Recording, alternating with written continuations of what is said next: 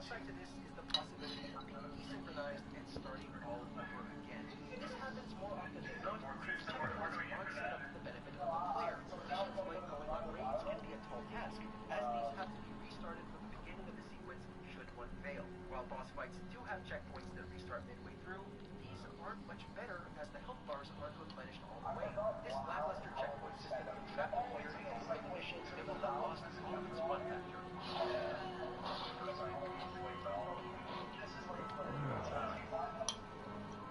Bad stealth gameplay.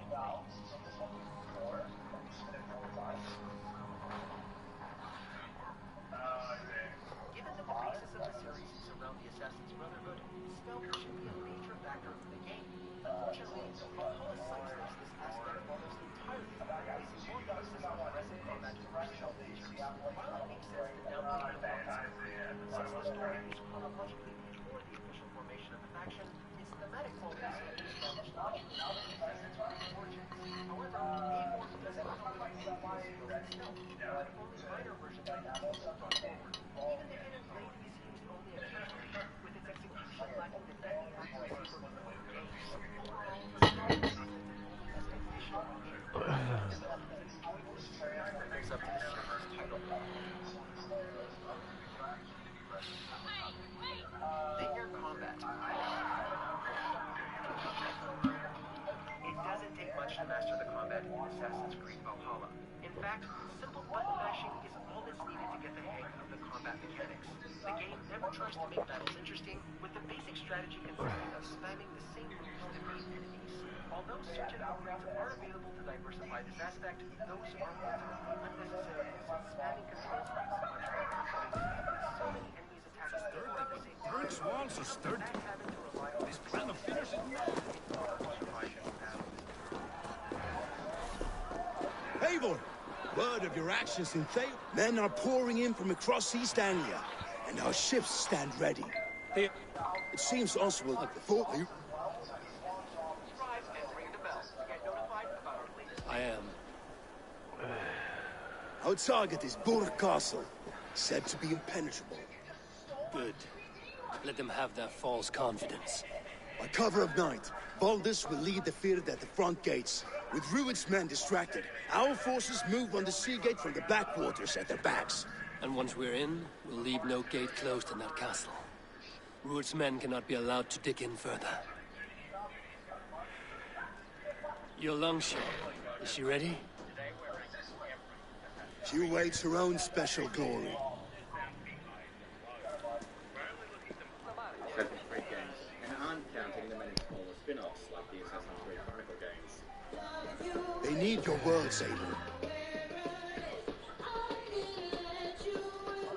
Before we begin, we publish new content all week long, so be sure to subscribe to our channel and ring the bell to be notified about our latest videos. For a long time you lived in fear. Your house is razed, your fields scorched. Now, your chance has come. Fight to be free of this pain! Fight to be free of fear! Freedom! Though this game started Now out is the life as time. a small title, Today we rid East Anglia of Rued's clan, once and for all. It's available on the handheld console, but given the Vita smaller library, that isn't saying much.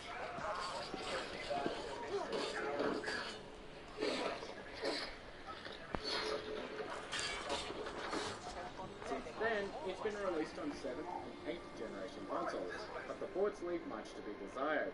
While Liberation did try to be more refreshing, the hardware limitations actually there. Eivor! Word of your actions in Thaylborn has spread like wildfire. No, monsieur. Your imagination has never been strong. Number 11. That's great.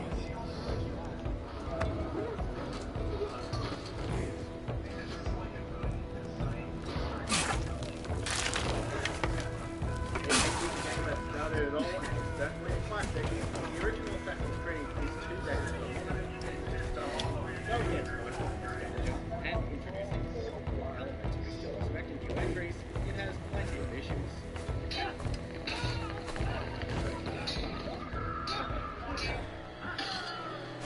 All 3 of the major cities are pushed out and boring to flat and through, but travels on end.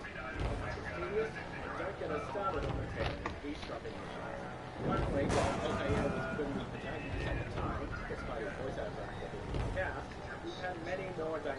remember the dream I spoke of? A ship of fire. Here, it may come to pass. Dreams. Life. Maybe they are one and the same.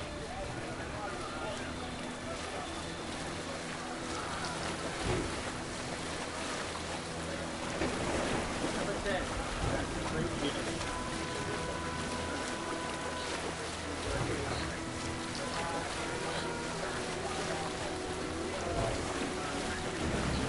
Tonight, I ride the flaming sea steed, rushing over the stead. The watcher light on water's way.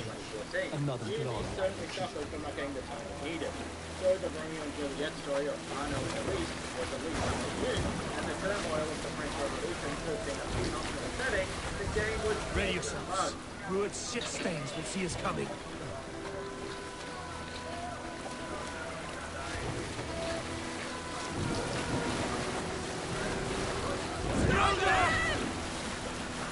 one of the most disastrous losses in video game history. Game-breaking football down around every We've been spotted!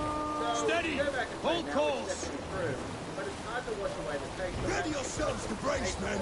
We bring Helheim to our enemies! Oh, nice!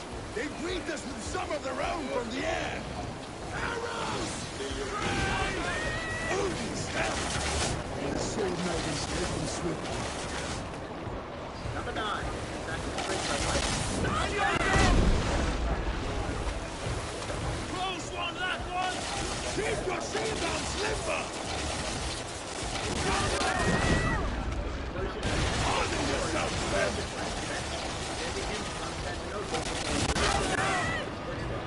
Unfortunately, the Revelation wasn't able to innovate. Steady your hands! Hold for impact! Hold! The writing is strong, and Ezio needs plenty of interesting characters. Good play, once again. But Revelations is bogged down by distance. Once again, by far, is the tower defense in the game. Luckily, the tower defense has been Now! very thin. That doesn't mean you can avoid it. It's still an important piece of the story, though, disappointing as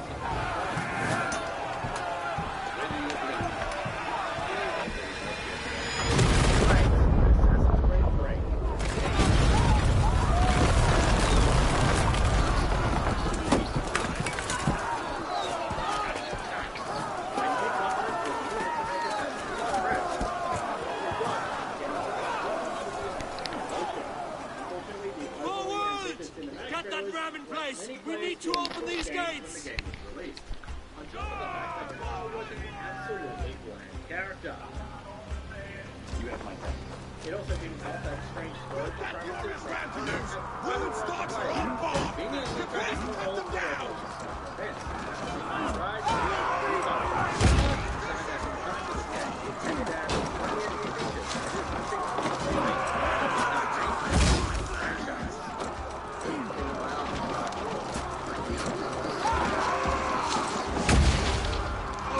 Perhaps no longer.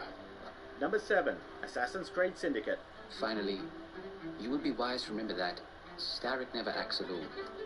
There are gang leaders in every borough. You'll meet them soon enough, no doubt. The most modern game in the entire series, Syndicate takes place in London in the 1860s and sees twin assassins Evie and Jacob Fry brushing shoulders with everyone from Charles Dickens to Victoria. As always, the Syndicate is rich and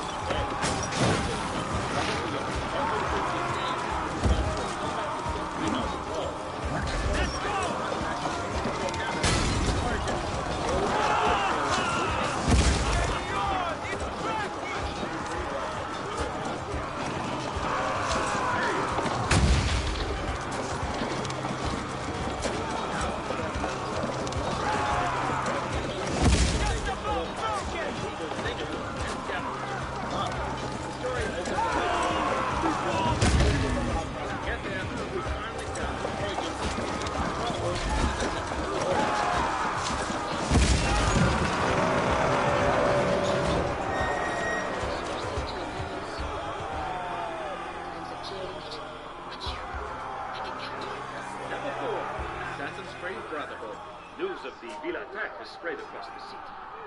We were certain that you were dead. Not yet. I'm still very much alive. This is Ezio Auditore in his prime. He's finished his journey into becoming an assassin and is now a respected leader.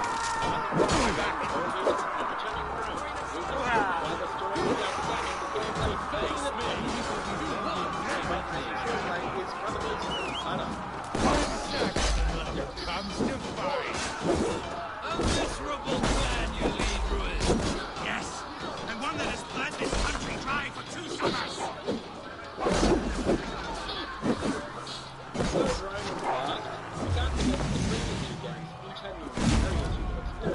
Plus, all the best characters were the ones who were from the last game.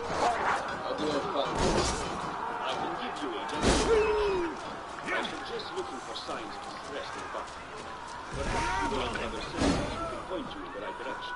Number 3, Assassin's Creed Odyssey.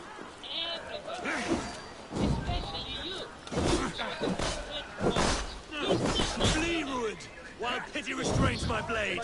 Not till I've taken all these shores have to all the way back offer. to Greece during the Peloponnesian War. Much like Origins and entirety, Ethangia will have its king, and it will not be you. That groveling worm in a cave. You must be blind to stand with such a man. For all your efforts, only the cold dark of Niflheim awaits you. Valhalla is my destiny. That fate will not be met today. Why does it they should be ruled, wolf-kissed? Made thralls, not treated as equals. We are better than this, than all of them. Do not drag me down to the sewage you wallow in. Land is rife with weakness. You're just another planter is not yet one. Why does a Dane fight tooth and nail for a Saxon? Number 2, Assassin's Creed 4 Black Flag.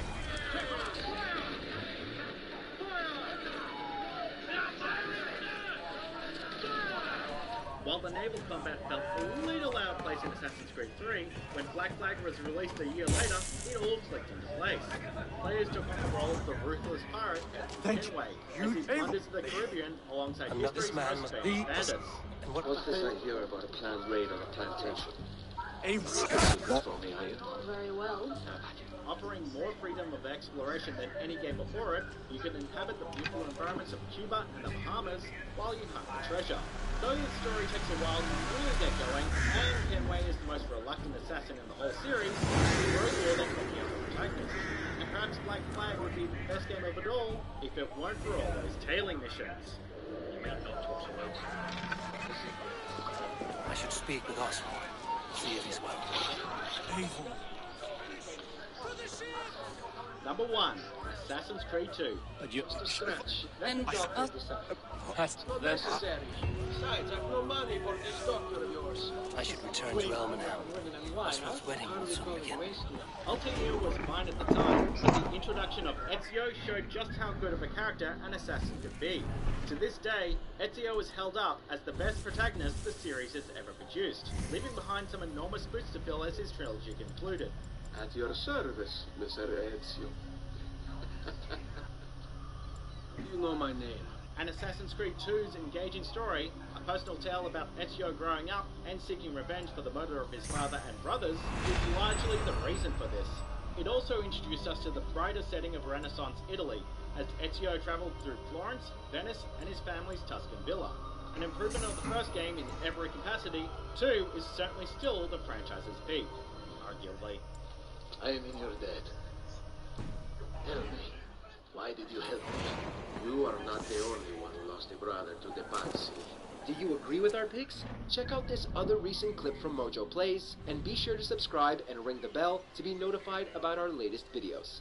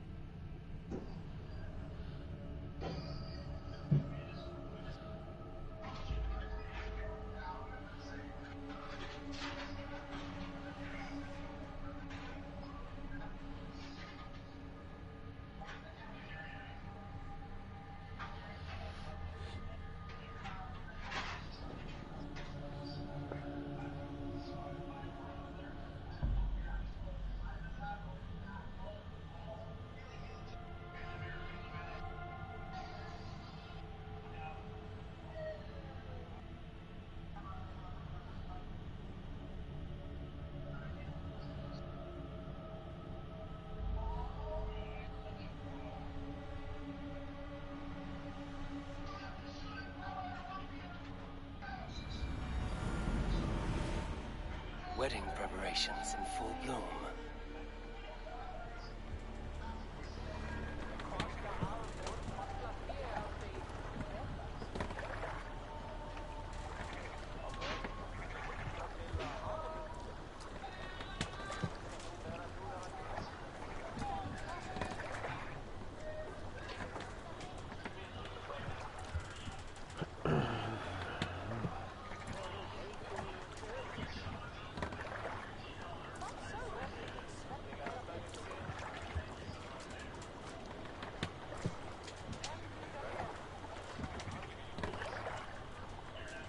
Hey there friends, what's going on? It's Kodiak here, back for a second Assassin's Creed Valhalla video in one day. I even changed my hat for you guys, so I hope you appreciate that. It took a lot of effort, let me tell you.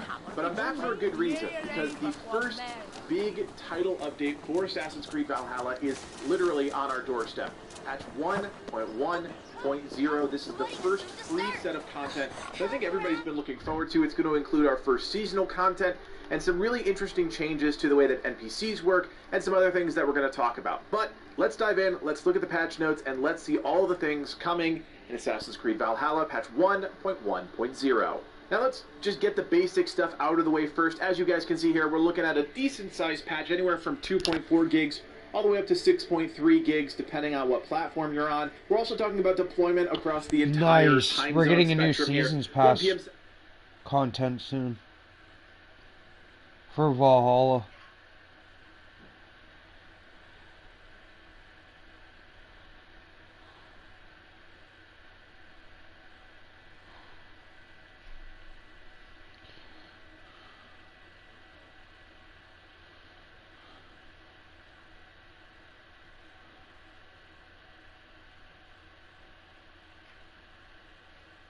Oh, it comes tomorrow.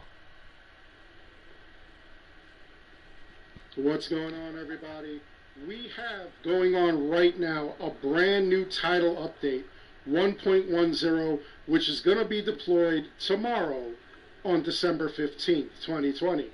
What is it? What are they going to fix? What are they going to take away? What is really going on? I've got all those answers and so much more. It's a lot to unpack, so we'll get started.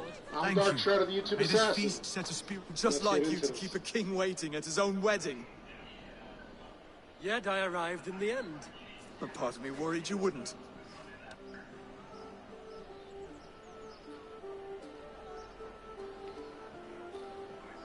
So as I said before, we have title update 1.10 coming out tomorrow December 15th, and it looks to be of a decent size. They're going to be deploying it on the Xbox Series X. It'll be 6.3 gigabytes. Xbox One, 5.7 gig. PlayStation 5, 2.46 gig.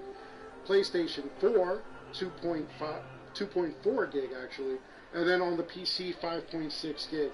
Now, this should be going on for all platforms by 7 a.m. Eastern, 1 p.m. CET, 4 a.m. PT, 11 p.m. AEDT.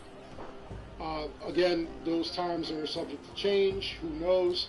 So one of the things that I don't even know why they want to install this, I guess they're going to start doing some kind of like holiday kind of thing. So we're going to have a Yule festival that's going to be coming into our settlement starting tomorrow, which is kind of odd. I would rather see my game fixed. It's cute that you want to do a Yule festival, but fix my game first, please.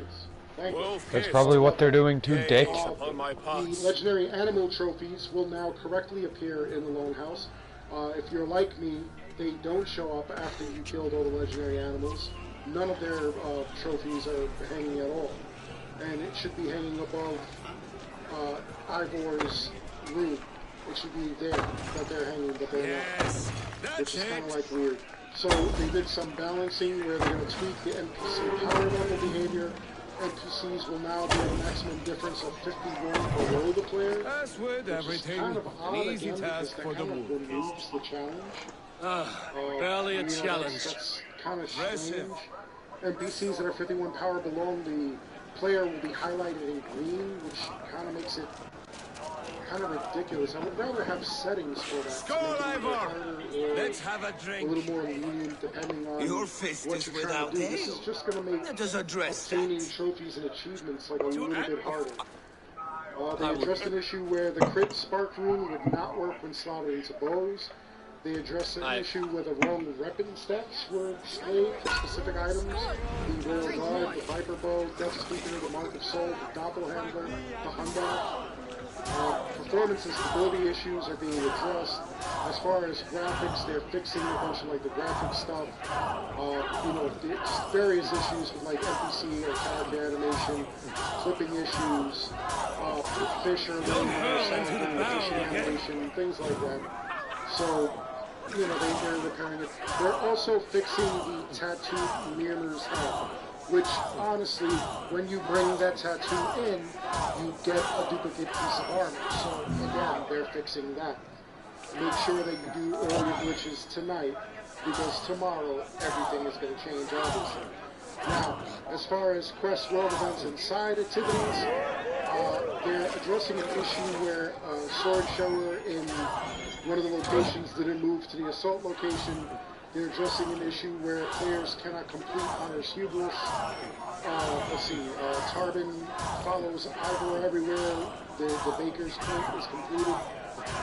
They addressed an issue where fast travel may be unavailable due to certain conditions when returning to England after completing certain arcs. So, again, that was something that they were supposed to address in their hotfix, well as Valdis. I guess now that I it would was pay so to bad see. they actually Speaking of payment, where is my silver? They addressed an issue where allies would not help Ivor opening doors and opening chests at monasteries. So, again, something that was supposedly addressed and wasn't. They're addressing an issue where Fenrir gets caught underground. Things where like the things just levitate in the game. You all know that. You've all seen it. That's just absolutely ridiculous. Man, this map is beautiful. List of all these things I'm putting in my Discord and I'm putting on. It's a PC map, but god damn it, it looks like a fucking. Subscribe to the Discord. I'll put a there you go. Block Ops 3, Block Ops 4.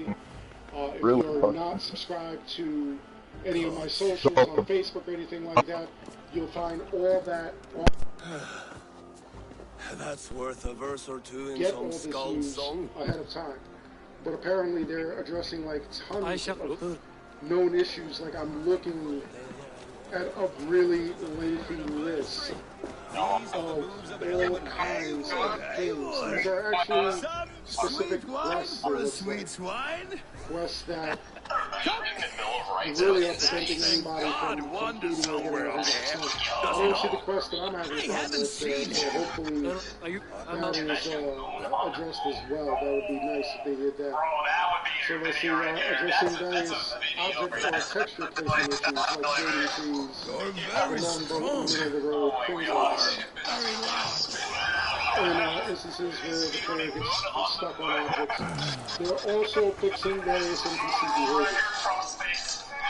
A lot of the NPCs do outlandish things at the wrong time, so they're fixing that. Sorry for this, There's also an issue that allows players to shoot targets from the walls. Like, yeah, you can do that right now without having to pierce and shot at you. You just shoot straight through the wall like a sniper. So that's something that they're fixing. The kid at the fishing hut apparently runs around, and they're fixing that so he stays there. Horses will now run away when they fun and games. I should see how Oswald is doing. Eivor, I'm about to There's address some your other guests. things as far as when you're in Asgard, they're fixing a bunch of stuff there as well. Oh, look at that, they're fixing the quest in Asgard They're also finally. addressing the invincibility glitch, so make sure you do that now. You will no longer be able to turn invisible to AI detection when you're fast traveling during a dice game. So, you know that you go and you play AI, and then as soon as the coin hits the ground, you teleport. Now they're making it so that you cannot do that anymore. If you teleport during the game, everything will lock you on. So, again, get that in now. Let's see, NPCs ready to start pirouetting the section boat. That's weird. Okay, so as far as abilities, perks, and skills, there's apparently an issue where you couldn't perform heavy attacks with Frost Rune or Sinner Skull. They address Frost Rune's perk. They address instances where you're able to open barred doors with the dive of the Valkyrie's ability. Yes, you were able to open barred doors, so make sure that you get that in today. Otherwise, you're not going to be able to open any doors like that. You're going to have to actually run around, shoot, whatever. It's just a time saver. I don't know why they want to fix that.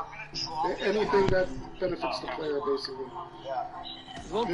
They're addressing another issue where level 2 incendiary powder trap couldn't be detonated the second time when the first trap was set up by an NPC. Let's see, they're also fixing the man's best friend. And a positive, they're largely increasing the mastery points count. So it looks like we're going to be able to get more than 30 mastery points per level, which I think is pretty awesome. You're missing the fister. I'd like to see that. I think that they should have it where it's infinite, not just largely increased. I'd like to see it infinite. Various interfacing issues, they're addressing localization issues. Items that part of the bundle in the anime store will show the corresponding items in the details page, of course, because that benefits them. They want you to spend more money, obviously. They tweaked Greta's Informer icon to make it appear smaller. It really didn't bother me, but I guess some people it took up like a lot of space when they were doing it, I guess. They are also making it so that torches, oil jars can now be dropped, put on the ground with the Y or triangle button, which I've never had a problem with that, but, you know, I guess some people have. They're also fixing the glitch that allows you to get the item, the rune, from the beggar. So, again, that is something else that they're removing that benefits the player, that you can get infinite silver from. So make sure you do that now, because you are not going to be able to do that tomorrow after this update. Alright, make sure you do it. That, the invincibility glitch, pretty much any beneficial glitch, they're going to take away from us. So make sure you get them all in tonight. Addressing the issue where stats wouldn't update after leaving offline mode. They're addressing whether you're not able to talk to Reddit, they're going to fix that. Let's see, they're addressing issues with alpha animals where players are not awarded skill points. when the animals were not killed by the player. So if somebody else killed it, if you brought a mercenary or a zealot, let's say, to a legendary animal fight or anything like that, and the other character killed it, you normally wouldn't get the points. Now they're going to fix that. They named cloud servers, cloud saves appropriately, which they should have. They should have already done that. They're addressing photo mode issues where, the filters should reset after you took them off and stuff. The photo mode camera will get stuck in objects, which is another problem. That's why I wasn't using it. And then like little system issues where they're addressing issues with the PC and the PS5 where like rumbles would happen for no reason, or seems sad. The season pass wouldn't show up. So, again, it's all beneficial for like them mostly. So that is what they're going to be doing. They're definitely going to be basically taking everything away from us that gave us benefit. Don't worry, I'm going to find brand new versions once this drops, especially since it's Ubisoft. Good at kind of like messing things up. So we'll see what happens. Anyway, that's everything it is. Again, like I said, I will drop a link to the Discord. It will only last for today. I think it's like a 24-hour period. I will also put links to like my socials, or you can just find them on the About Me page on my YouTube channel. That way you can see what's going on, see the full list for yourself. Tomorrow I do plan on doing a video about it afterwards, after the patch, seeing what's broken, seeing what's fixed, and seeing if there's anything brand new to do. Yeah. Well, now I'm not anywhere close to where I want to be anymore. I'm trying to think of other hacks. I want to hack my other challenge. Does it hack all your challenges or just one? No, it hacks all of them. But if you could it doesn't, it's keep this. You can do the, it serves your cause better than it does my pocket. It gives me joy to take this from you. As a token of my deep gratitude, I want you to have this. You have done well, but there are more still. Come, Box, come to me. To me, brother. Yo, honestly, I love that for you. And then the last hack you can do is right here. Yeah. This is the first step, right? Oh, yeah. Come on! Man, I was wrong. Okay, I haven't used it at all, actually. I've never played this game. Yeah! Okay, I can drop it for you. Yeah, I'll tell them.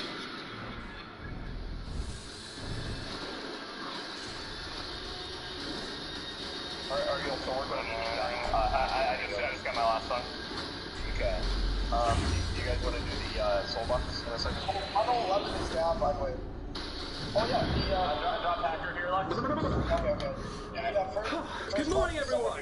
I'm Jules from What Culture, here with Scott, and Scott apparently has played more Assassin's Creed and apparently has now changed his opinion entirely. It's the only thing that I've played since Friday. No, I think it's the office. It's not the only thing you do, because you do this with everything. You are everything. Okay, I'll go back. Yes, so you've had more time with Assassin's Creed and you came quite negatively in your first impressions. I haven't played it still, so don't shoot me on that one. But you've now changed your tone, and I'm here. To discuss. Remember when we did this with Assassin's Creed Syndicate? We did it with Black Flag, we did it with Assassin's Creed 2, and we did it with AC Unity. Remember when we did it with Assassin's Creed in general? Because we're doing that again. I don't even remember what happened yesterday. Assassin's Creed, although it starts, I'll still maintain those first impressions. I still think this game starts terribly. Okay. But it does look into place, and I like it a hell of a lot. Avon! It just takes time to get there. Avon, this map is from the beginning.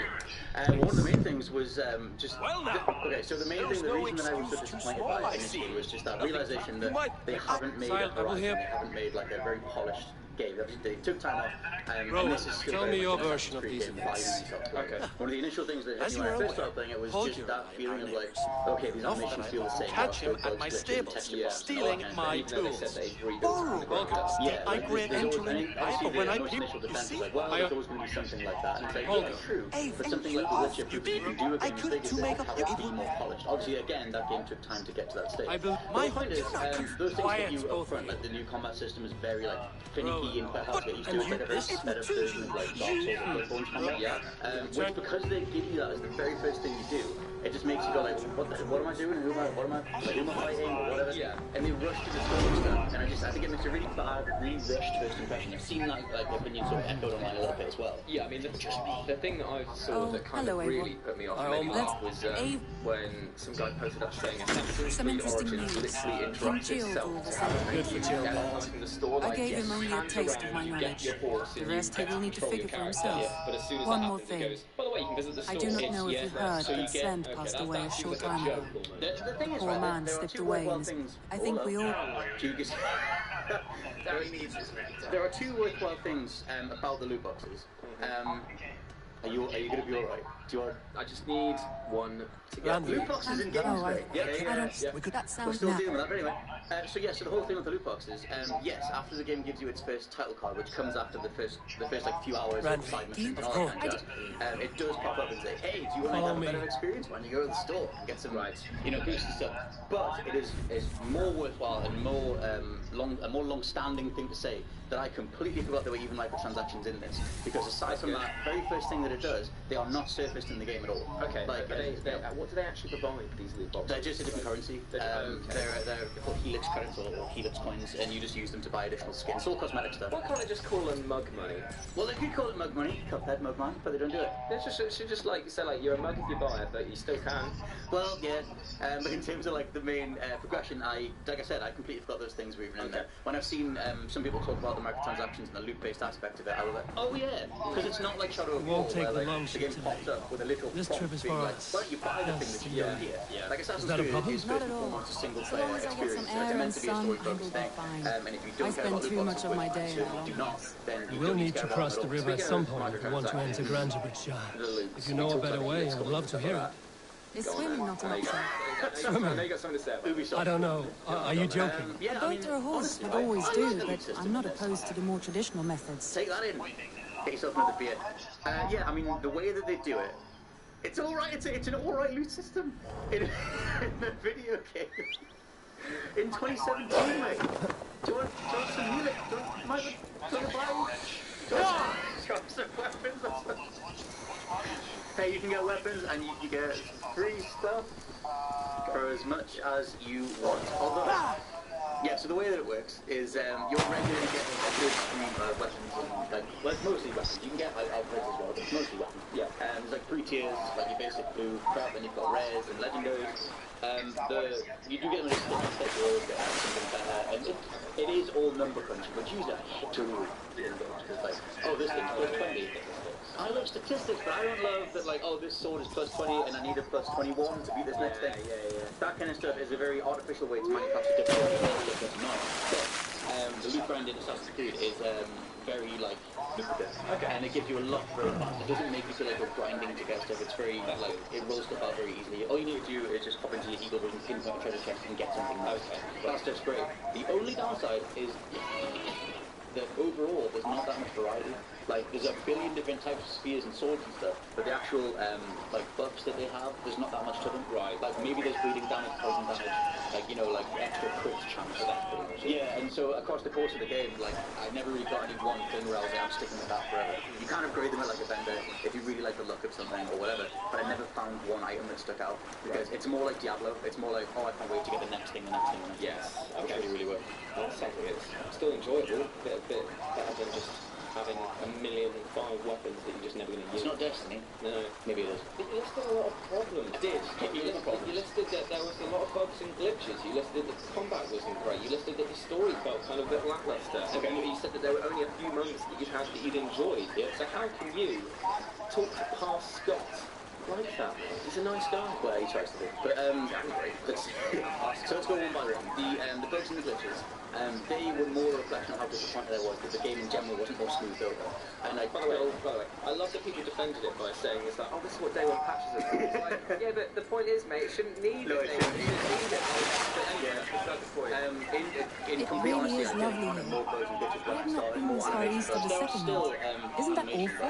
You think safety awful? To live one's life in so small a pen, hear stories from you and scouts without ever venturing further. Different patterns, NPC patterns, whether you're get stuck doing loops back and forward. I have the audio drop out altogether in the cutscene, like just no voiceover, only the background. It is It was like an good to eagle be in the out background, here. and the characters are like talking to each other in complete silence. Those things are in there.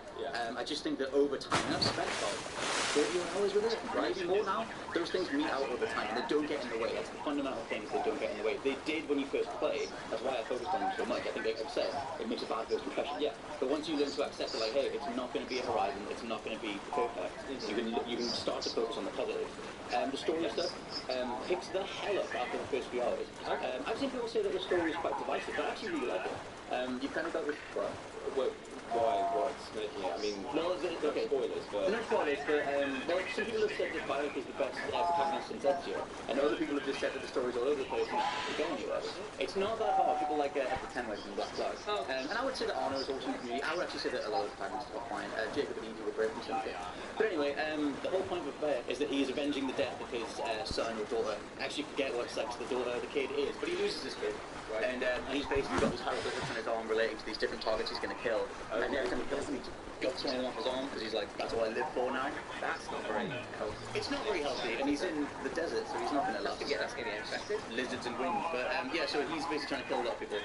But the way that they show him and his wife, Aya, the fact that they're both so consumed by like their revenge, but they're also still like very like sexually active. It gives us a weird like dark sense to how they're actually operating, and I like that. Is it like the film Rush? Do they get off? I haven't seen Rush. Is it like they Rush the documentary? No, it's kind of like I think it's Rush where it's like they get sexually aroused by the car crashes. So a crash. That's what I mean. Yes, is it like? It's not. No, they're not getting off on it, but like she definitely brings up like, hey, I just stabbed the guy in the eyes. Let's make What it is that? This is where the Summer Army retreated to the branch of it's just a weird dimension to like, or it They seem to have like resettled the how city much before protagonist in an Assassin's Right, Creed game. A lot right. of video games has to be I know okay this with land murder. so well by its And, map, I do but quite to like see the way it in they frame person how brings much it is to taking stunning over their life. lives. It's like A Roman they're marvel. always painted as kind of I morally will not great soon characters, forget really, aren't this they? Because sight. it's just like, yeah, you are trying to stop the Great Reaper, but you are killing a lot And that was of people. one of the things in Watch Dogs 2, because Marcus Holloway just didn't care. There was never acknowledged in that game's story that he was like, just electrocuting people and like whatever, dropping cars on them. But yeah, so the story, like I said, you get way more cutscenes, you get way more interaction between Bayek and Aya, you get more of a sense of what their grander mission is, what the stuff in the past, how that affected them, and the present day stuff, which it tends to divide the fan base. People like, do you care about the present day stuff in Assassin's Creed? Not at all. Right, so I do, and I love that stuff. And so that tends to divide people. I don't think it's a distraction, or you're quite glad when they keep peppering all this, like, oh, where's it going to go? What's happening in the real world? The stuff that they do with that, again, they managed to do it in a way that plays to both sides, because you cannot have the animus. Actually, I can't describe it in detail because the embargo says that I can't. But you do some stuff in the present day, and it's optional how much you want to invest in it. Let's just say that. Okay. And if you want to get back into the animus and keep going, there's a lot more freedom that comes as the game progresses. And it's there's lots of different activities. Yeah, and that like goes into another thing, which is this is literally Ubisoft going like, hey, The Witcher 3 was big and was really cool. Let's do that. Yeah. And so again, it's one of those things that just like initially you see it, you go, well, all they've done is replicated The Witcher 3. But then exactly. And so like if I'm being more objective and if I'm meeting out my expectations and I'm just being like, okay, well what actually is here, then it's another Witcher 3 in terms of the base mechanics of what you're doing. So you had a gut punch when you first started playing this game, and now that you have played it, that gut punch has now turned to a soft caress. It's a nice little belly rub. Yeah, and now maybe a back massage as well. Happy ending. And all that stuff, I think it sorts itself out, and its mechanics and the amount of content that is here, like so many side missions, things to do, things to see. Hopefully there's not. We should make our way to the long There's not any.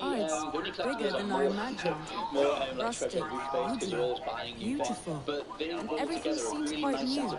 Under Selma's guidance, the Summer Army built this town up from a small village. They wanted a hub for trade near London, and a launching point for incursions into Wessex. You're always going between different things to do, and that makes some interesting architectural ideas here too. Because I was like, well, I'm next to this next thing, I'll just go do this for a bit. So flawed but enjoyable. We should talk about the combat though. Go for it. You played Souls games. It's been quite a while since I've seen your face around here. So what they try to do is do like a Soul style combat thing. And I did talk about this in the first impression, but it's just a very sped up version. You know when we went from Hold on, sorry. I find that when you add in speed into a kind of methodical battle system like that, I find that it kind of loses the impact of it. I find if you're going to make a Devil May Cry spectacle shooter style arcadey thing, The bandits are camped on a river, if you're going to make a east of the water's edge. You volunteered us for a fight.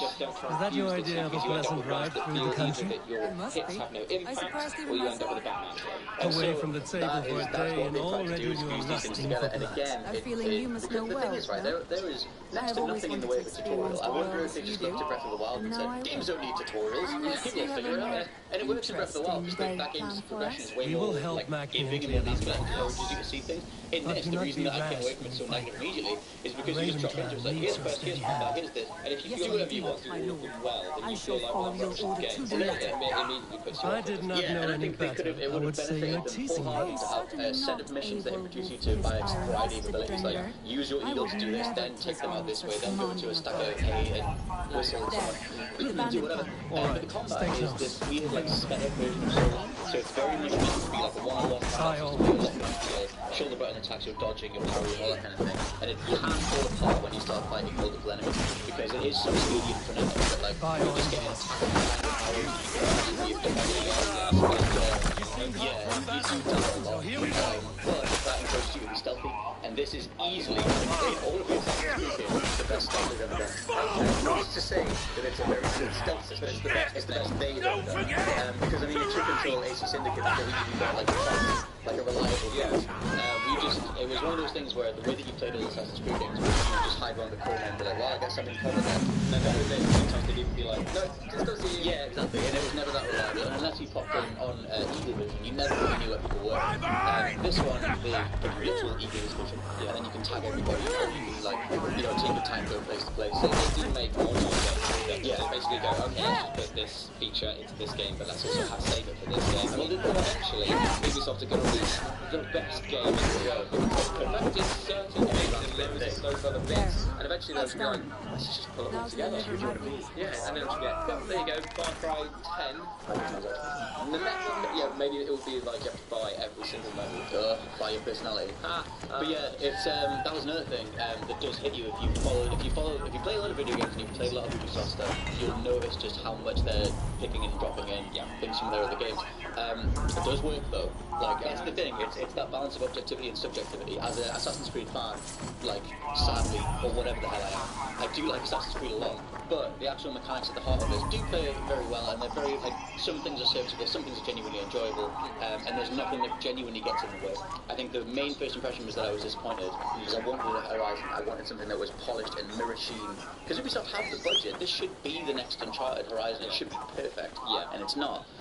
And so that's like one of the things with it. Frustrating with issues, but works. No, we're not talking about my penis. That was Assassin's Creed. We're not talking about his penis. Well, that has been the review for Assassin's Creed Origins. What are you going to give it out of 5? After everything, and I know in the first impressions I was like, oh, it's more like a 2.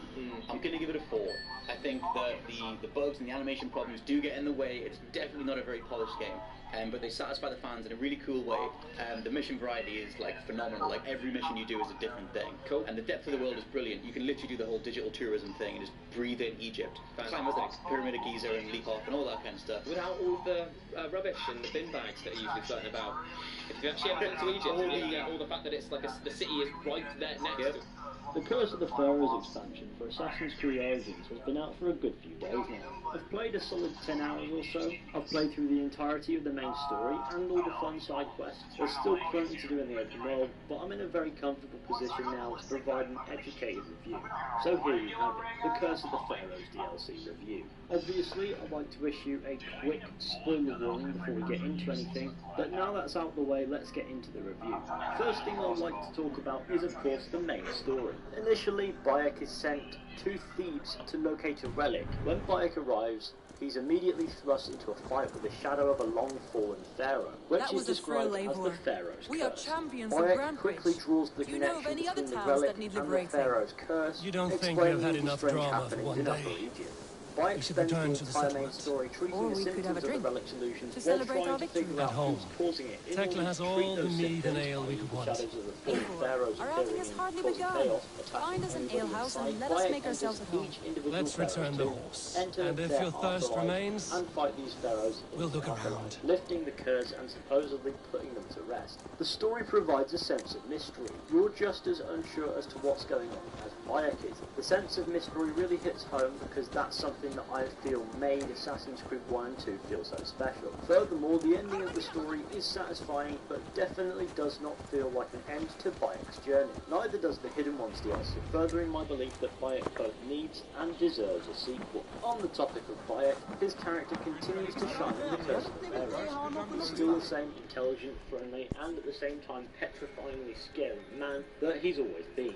Although we see him getting wiser to the power of the Pieces of Eden, which shows development. Abu Bakr Salim has really nailed this character in the main game, The Hidden Ones, and now The Curse of the Pharaohs too. And I can comfortably say that he's my favourite Assassin's Creed protagonist since Ezio.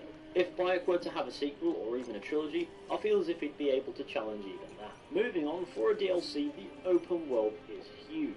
I'd say the Upper Egypt map alone is about Magni, 3 times the size solved of the your map bandit of the Hidden problem. Ones DLC. Did On top you? of that, Well there are done. the 4 afterlife regions. And which, did when you find added up, my probably sweet make the total mare? world size Your for horse the is DLC outside, alone, waiting roughly for you. 4 times Thank the world God size she of the is Sinai safe. Peninsula in the Hidden And Ones DLC, thank which you, for an Eivor. expansion is huge. And your friend Outside the main Randy, story, wherever there are she plenty is. of side quests. She is here both in somewhere. Upper Egypt and in the afterlife areas, as well as new boss fights, treasure locations, enemy camps, tunnel layers, and more, which makes for Someone plenty of is hours thirsty. worth of side Are you content. determined The to get DLC also drunk? utilises I am its determined listing to get elements you to help drunk. define its Come side on. quests from the Scared side I will quests of the main outpace you. game. The side be quests honest? also fit comfortably within the main story. You never feel like you're taking yourself out of the main quest to do the side quest. If What are anything, you I felt playing as if at? I'd be rushing A it if drinking I just mead. did the main story because many side quests just presented themselves All right. to me, and some even intertwined conveniently with where I needed to go for the main quest. This made the side quests feel natural within Bayek's journey in the DLC, which makes them 100% worth doing.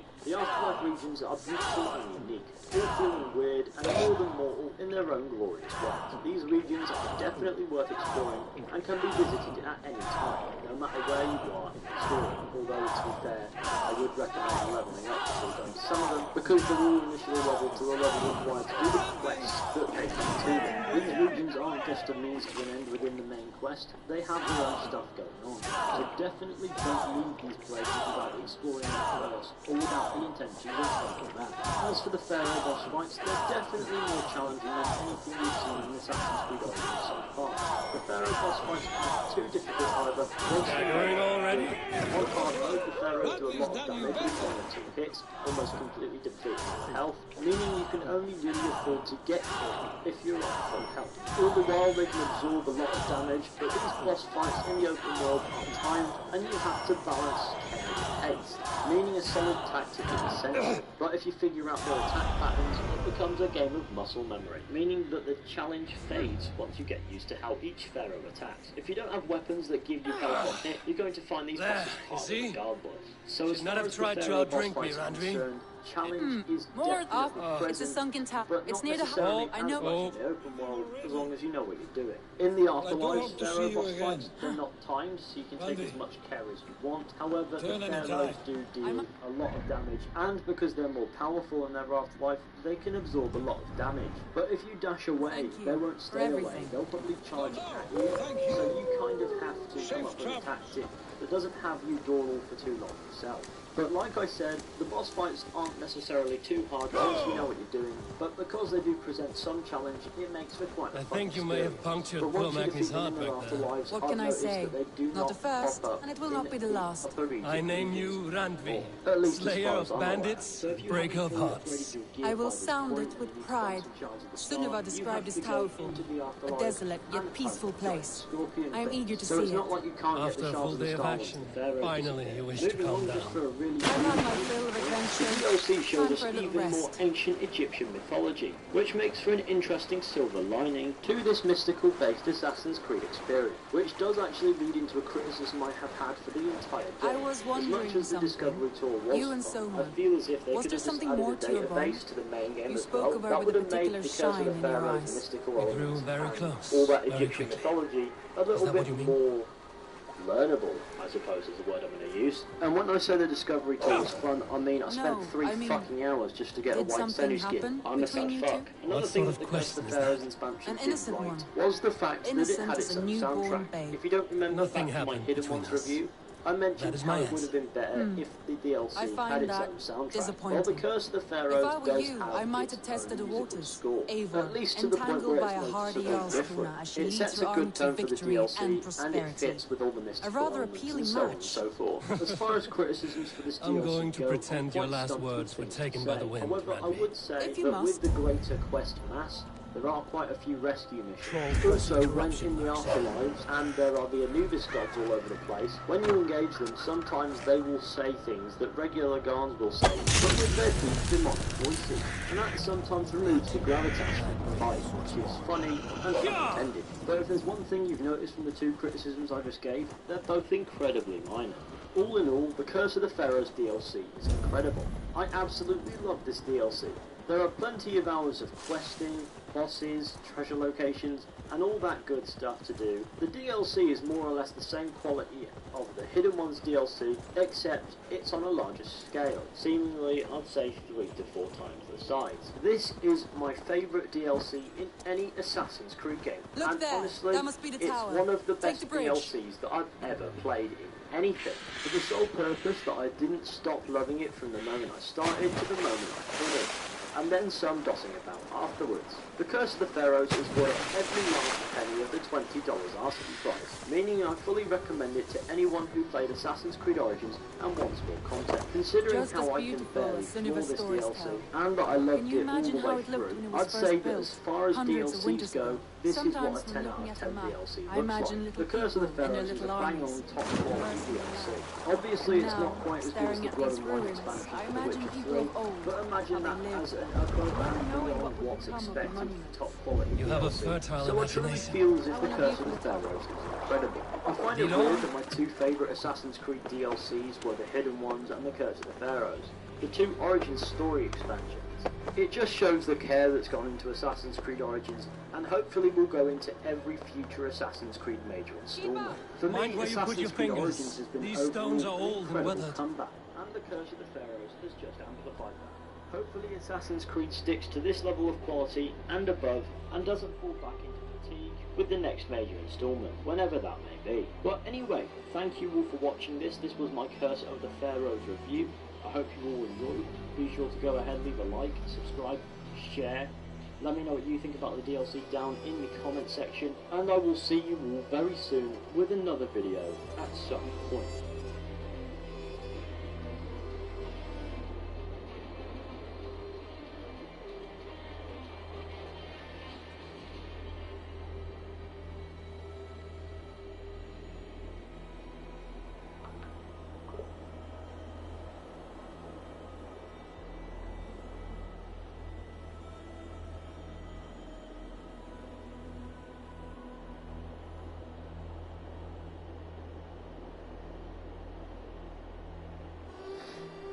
So what are you playing, Jet? There, Dragon?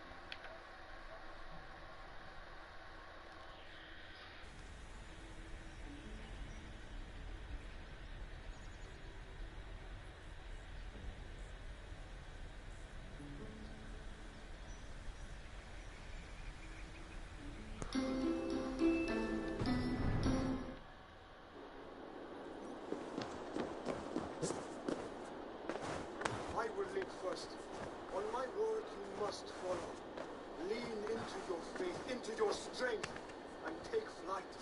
You want me to jump from here? Yes. I would sooner grow wings and fly away. Thank you for the lesson, but... Wait! A stunning view. You have it. I was married off. You would have I think so. more faith. Thank And yeah. what? No. It. Hide them! Big-headed fool! Are you injured? That is. Many. Say, Andre? A perfect fall. And how did it feel? You spoke true. Bigger. Hurting. I see them. Thank you for showing me the way. The Assassin's Creed series has gone through some radical changes over the last few years. After reinventing itself with Assassin's Creed Origins and taking themselves into action RPG territory with Odyssey, the series has now comfortably settled into its new identity. With Assassin's Creed Valhalla, Ubisoft have attempted to take that new formula to its zenith by building on its predecessor's strengths and addressing the issues that plagued them. And surprising just how convincingly they've managed to do just that. The series' third crack at the massive open-world RPG formula is also its most confident, making for a streamlined yet sprawling adventure that ranks as one of the best it has delivered since its inception over a decade ago. In Assassin's Creed Valhalla, you play as Eivor, a Norse warrior tasked with leading their Viking clan out of Norway and into newer, greener pastures. Eivor immediately finds himself in the 9th century England with a very lengthy prologue section, and have to figure out how to settle down and make a new home for themselves in this new country. England is divided into several kingdoms, with conflicts brewing in all corners, and navigating these treacherous political landscapes while trying to forge alliances and strengthen your clan's new home forms the backbone of Valhalla's story. The thing that stands out to me about Valhalla the most is its quest structure. Rather than constantly assaulting players with a barrage of quests and side quests the way Origins and Odyssey did, Valhalla instead chooses to divvy up its story into several long arcs. Each arc is a story of its own, featuring characters, conflicts, and difficult choices making an impact on the narrative plays out. And though each arc feels sufficiently separate from the others, they all operate within a larger framework. As such, Valhalla gives itself the freedom to flex its creative muscles and try new things in different arcs, but still manages to tell a single, larger cohesive story that is consistently engaging, thanks to strong characters and intriguing narrative developments that keep coming at a steady pace. Valhalla's narrative is also one that longtime series fans will greatly appreciate. Like recent Assassin's Creed games, it's still somewhat separated from the central Assassins vs. Templars conflict that defined the series, but it manages to have just enough of that larger narrative thread that it doesn't feel as isolated from it. The game achieves this by having a lot of references and callbacks to that broader series-wide storyline, as well as some big narrative developments on that front. At the same time, however, that story does stay more in the background than in traditional Assassin's Creed games. As such, Valhalla feels like it's straddling both eras of the franchise quite effectively, delivering plenty of both, but not all of each. Going back to the quest structure, which is probably Valhalla's greatest strength, Ubisoft's decision to split the game into multiple long-form narrative arcs works out great, because it allows them to sidestep what has been one of the series' biggest issues of late. As far as actual traditional quests are concerned, Valhalla focuses almost exclusively on main story quests, with everything else now being treated as side activities that organically happen in the open world. In place of side quests, you have world events. Each world event is at most a 5 to 10 minute long affair, involving a single objective or a unique conversation, culminating in appropriate rewards and small amounts of XP being doled out. World events don't pop up on the world map, and they don't show up in your quest log, and when you're in the middle of one, the game doesn't prompt you to an objective with updates via text. Everything happens within the world itself. As such, they end up feeling like naturally occurring random encounters, and no longer does the game overwhelm you with a dozen markers for unique side quests every time you enter a new area. World events are short, bite-sized mini-stories that feel appropriately skippable, though if you choose not to skip them, Valhalla ensures that your time doesn't feel wasted, either with material rewards or intriguing short stories and narrative moments. Other than world events, there are plenty of other activities to undertake in the massive world of Assassin's Creed Valhalla. From collecting artifacts and playing dice games to engaging in fighting competitions and looking for legendary treasures, Valhalla has enough going on in its world to keep you engaged for dozens of hours, even if you choose to completely ignore the main story. The most enjoyable optional activity in the game is raiding, which is appropriate for a game in which you play as a Viking invader. Gathering your crew of soldiers, traveling down rivers in your longship, and putting villages and towns to the torch while you pillage and take their treasures to add to your own settlements is exactly as addictive and thrilling as you would hope.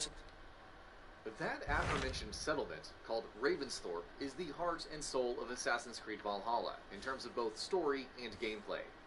Eivor's ultimate goal is to strengthen and expand Ravensthorpe, to turn it into a thriving settlement where you and your clan can lead a comfortable life. And everything you do in the game revolves around that central through line. This isn't the first time an Assassin's Creed game has had a central location that you upgrade throughout the course of the game. But Valhalla's Ravensthorpe feels much more integral to the experience than it did in Assassin's Creed 2, or that Homestead did in Assassin's Creed 3. Upgrading Ravensthorpe is something that you'll be doing throughout Assassin's Creed Valhalla.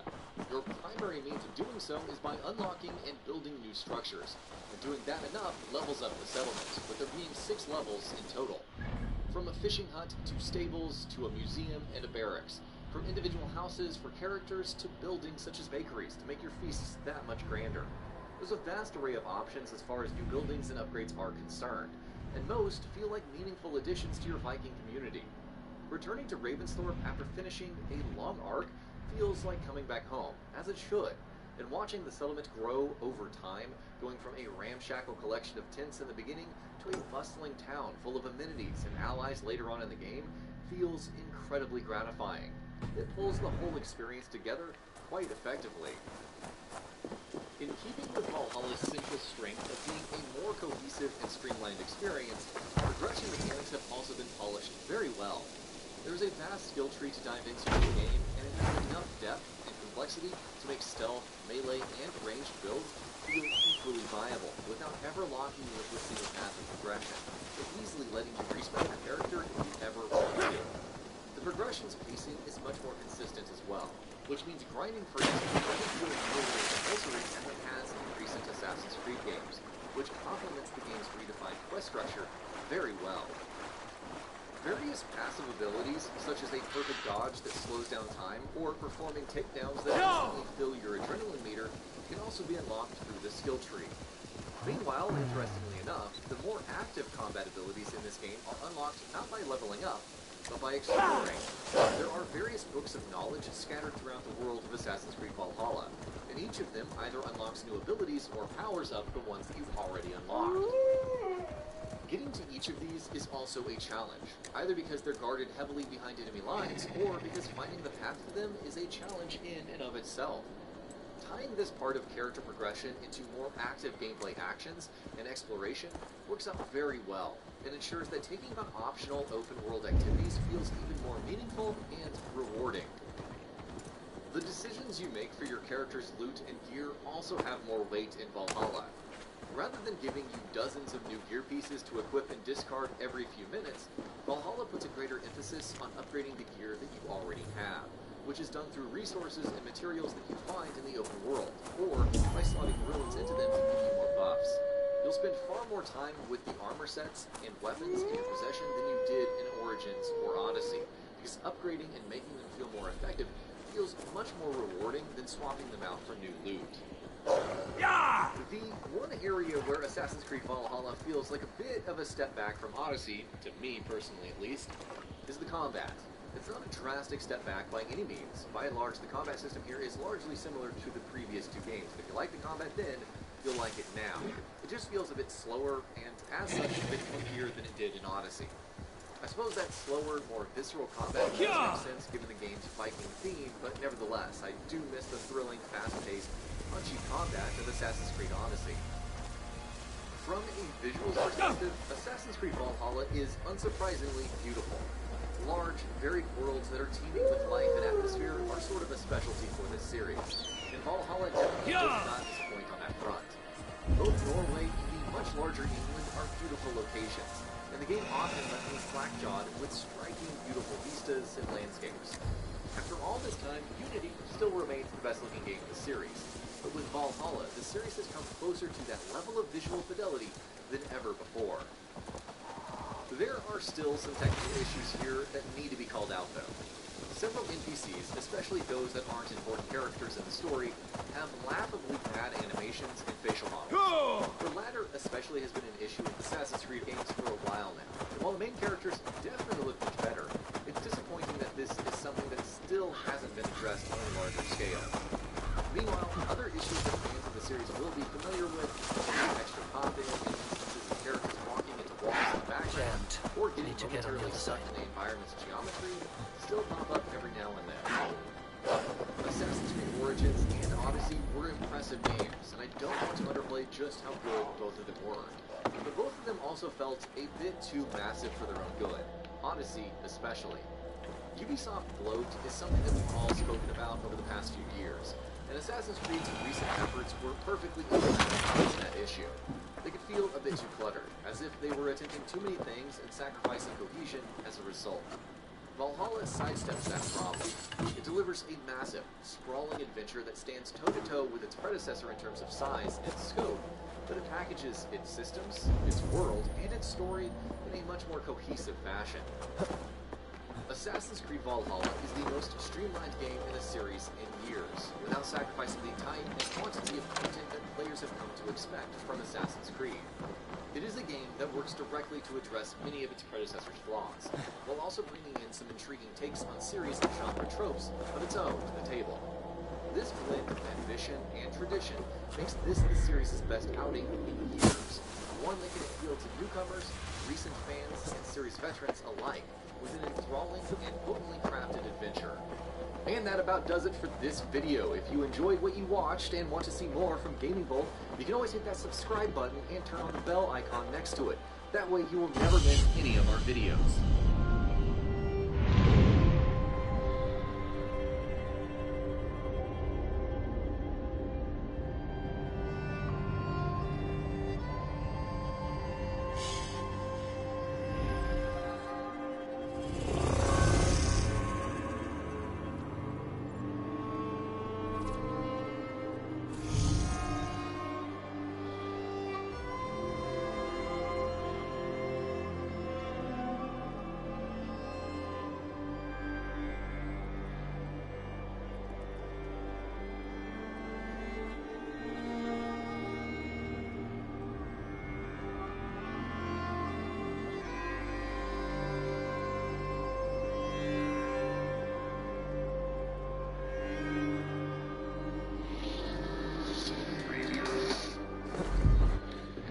You're a natural sailor, Duncan. I did a decent trick at the helm some time ago. 2 years before the mast as a privateer. Dash my buttons. Your life seems a grand one, if I may say. So full of adventure. How marvelous. I've seen my share of strangeness, aye.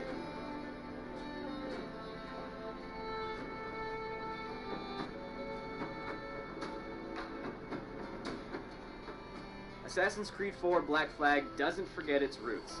This is a game full of cities like Kingston and Havana, with rooftops waiting to be leapt across and corrupt political officials in need of assassinating. But what makes Black Flag so special is the way it takes those familiar concepts of freedom and exploration and uses them to capture the thrill of sailing the open sea. It's the most ambitious Assassin's Creed game in years and an incredible adventure by any standard.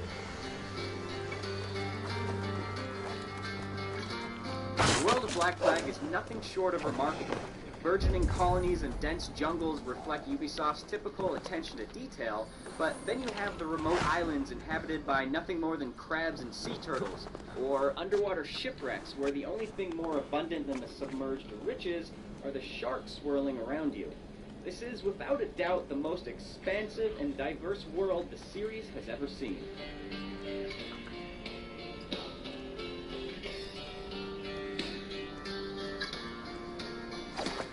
The sense of adventure that comes from sailing around to these different parts of the world is one of the many things that makes Black Flag so terrific. It's more than the sight of a humpback whale leaping into the air, or that moment when you first hear your crew break out into a sea shanty. No, it's the feeling that there's always something out there to be discovered, rewards waiting to be captured no matter who's standing in your way.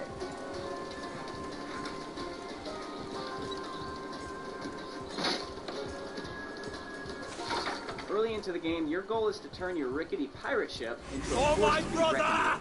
Black Flag gives you a diverse number of ways to collect the coin and resources needed to upgrade your ship. Whether you're searching for gold using a crudely drawn treasure map, raiding a military storehouse for the wood and metal needed to bolster the hull of your ship, or just rescuing shipwrecked sailors at sea and recruiting them into your crew, it's not just a beautiful world, it's a world full of tangible reasons to go exploring.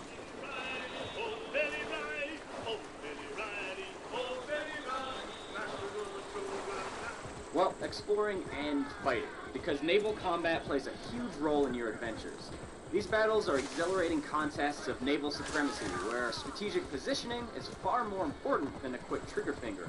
It's a system that allows for a variety of tactics while never getting bogged down in overly complex controls.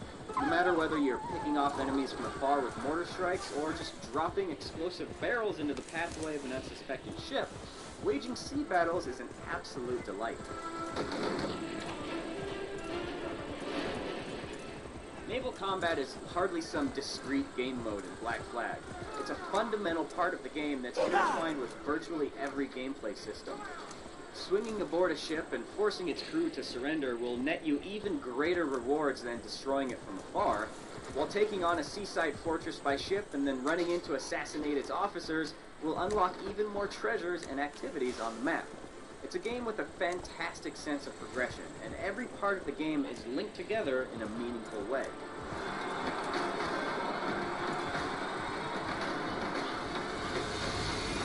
The pacing issues that plagued Assassin's Creed 3 are nowhere to be found here, as Black Flag wastes no time plunging you into the life of a pirate. The story revolves around Edward Kenway, a charming rogue from England by way of Wales who's come to the Caribbean to find fortune in order to make a better life back home. Kenway's backstory is nothing special, but his place in the Assassin's Creed fiction is. He's neither an assassin nor Templar, playing the two sides off one another for his own gain. It's a terrific story that paints larger-than-life pirates in a human light, touching on universal themes like the fading luster of youth and a longing for home in faraway places.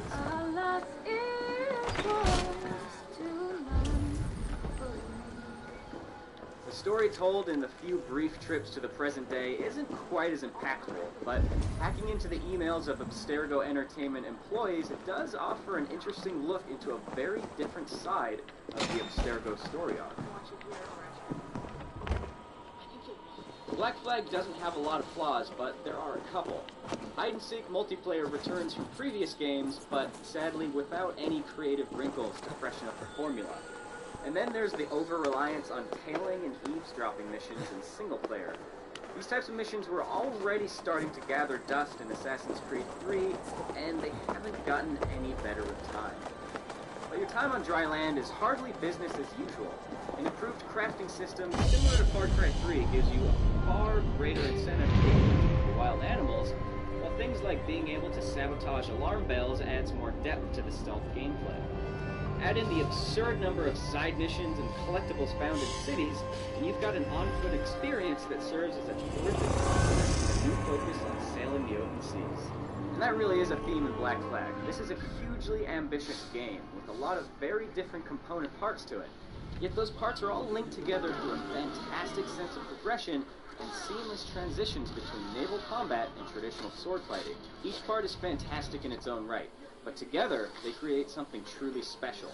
If there was ever a question that Assassin's Creed needed something ambitious to get the series back on track, Black Flag is that game and then some.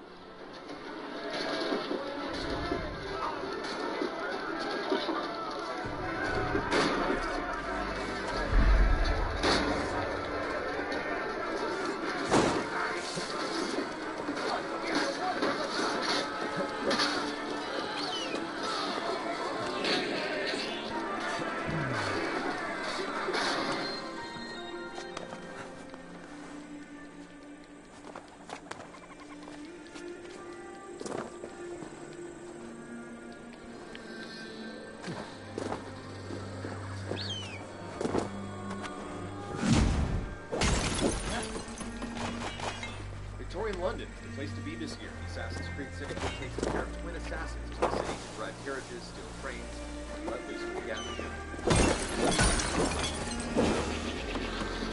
The story follows Jacob and Evie thrive. The assassins get bored of life in the suburbs and ditch the Assassins' Council for a train to London. The contrast in their personalities soon becomes apparent. Jacob is hasty and looking for action, so he decides to form a gang and hunt down the terrorists. Meanwhile, Evie is more thoughtful and begins searching for clues to find a piece of Eden rumored to be hidden somewhere in the city.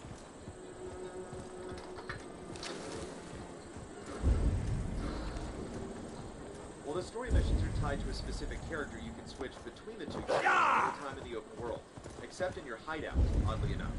Aside from a few advanced abilities, there isn't a significant difference in how you play. With the full experience system, you can build one to favor stealth, while the other favors combat, until you have enough skill points to max out both.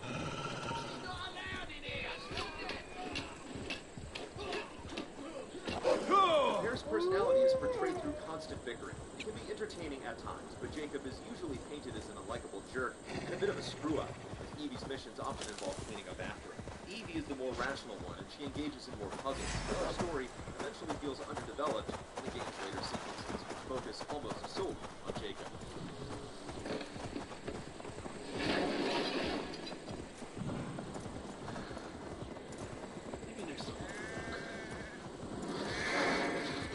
Twins have run-ins with the historical figures of the day, yet these individuals are portrayed somewhat as caricatures, with Dickens fumbling with his papers and Alexander Graham Bell being the latest inventor to craft tools for the assassins, like the grappling hook and shocking volcano bombs.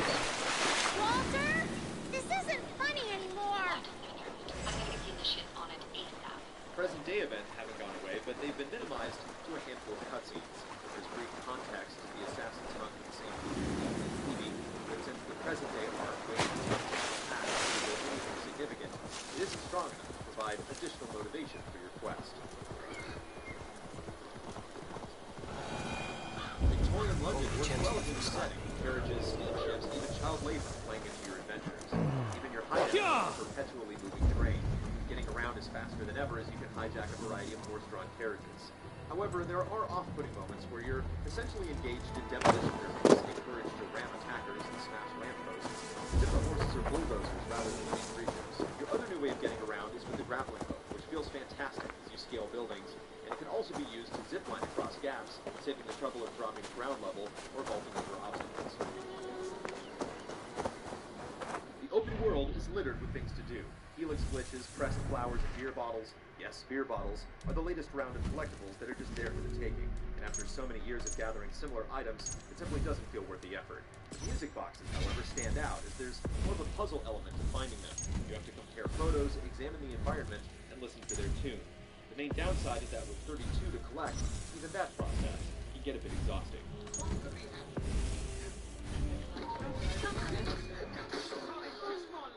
Gang warfare in the city. Look at you, face like a stuffed beaver. What quarrel have you with me?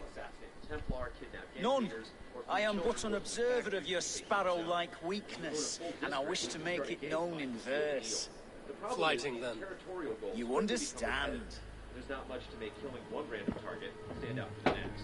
Kidnapping segments I will take you on. silly as your captives are often stuck in an endless dialogue loop. And if you blow it and get spotted, many times they'll patiently stand and wait for you to finish murdering their crew rather than running away. Thankfully, there are a number of side quests as well involving your associates, such as the crew running your train, Charles Darwin, and Karl Marx. These are far more interesting, and Dickens, perhaps, has the best of the lot, as you track down reports of ghosts and other supernatural occurrences in order to find out if they have any merit or if there's a more rational explanation. Of course, treasure chests lie hidden around every corner, including cash and crafting materials, some offering unique contents. Money can be made more efficiently, however, by engaging in side activities around town. You can smash faces for prize money in fight clubs, hijack cargo shipments, or even pull off a quick train robbery. While you can certainly go out of your way to amass wealth when you need it, money doesn't pile up as easily as past games. There's a ton of weapons, outfits, and gear to buy for Jacob and Evie, as well as upgrades for your gang. There's always seems to be something just out of your price range. Perhaps that's more for the sake of microtransactions. spend real money on in-game currency, crafting materials, XP boosts, and even maps revealing the secrets. But unless you're obsessive about equipping and upgrading every item, you can get everything you need without having to grind or pay extra. While the new weapons offer brutal animations, the combat itself is not particularly great. Counters are still king, and once you get a feel for the game's rhythm, enemies put up little resistance. Stealth objectives are quite open-ended, usually allowing you many entry points to approach a situation, but at times, it can also be hard to read a layout and form a plan. Unless there's a mission parameter discouraging you from killing guards, there's little consequence to being spotted, so you can just quickly fight off whoever saw you and get back into the shadows, with no one else the wiser. Thankfully, the story scenarios are stronger overall, and major assassinations present even more often in the form of additional targets who might aid you and seek Happy to bet. Let us begin on your work. I hope you're ready. Would you battle a dragon? Then challenge me not. More of a problem-solving aspect to these scenarios. While the story doesn't really have any twists or turns, we warmed up to the game as we encountered more interesting missions. And there are some easy-to-miss surprises. Would you battle a dragon? Then challenge me not.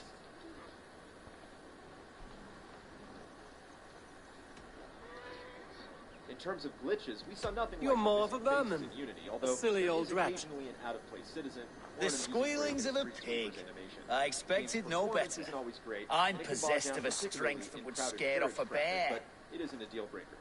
More troubling bugs came occasionally as we'd randomly fail. You're possessed of a boldness that scared off your hair.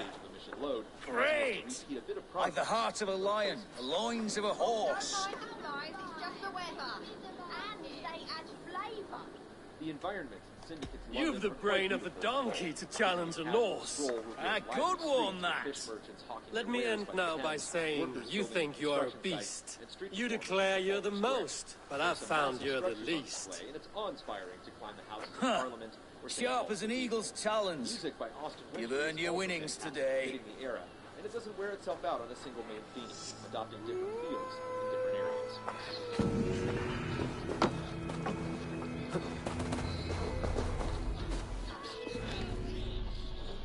Assassin's Creed Syndicate makes some strides forward with more substantial side quests and interesting story missions, even if the plot itself doesn't really go anywhere.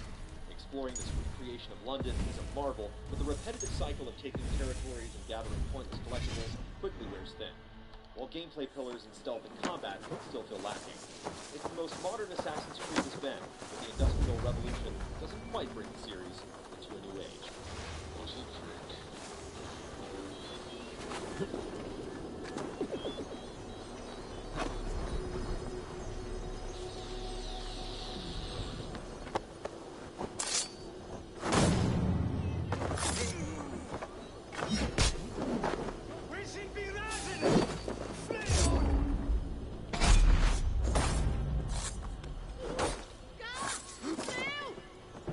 Adheret lumbare ad furore de hominibus quasi stercus superrulo.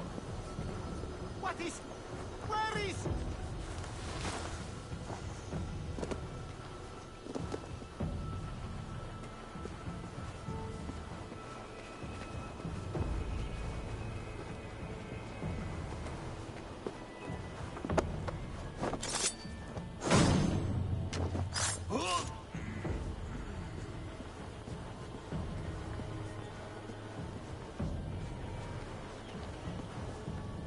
Look out for odd crows.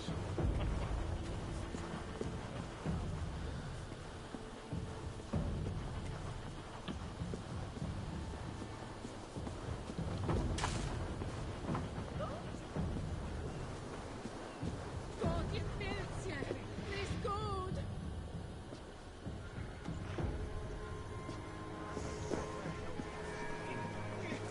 Sind wir beraten? I'm nothing.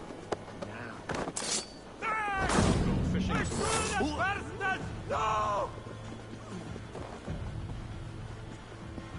Must be blocked from the other side.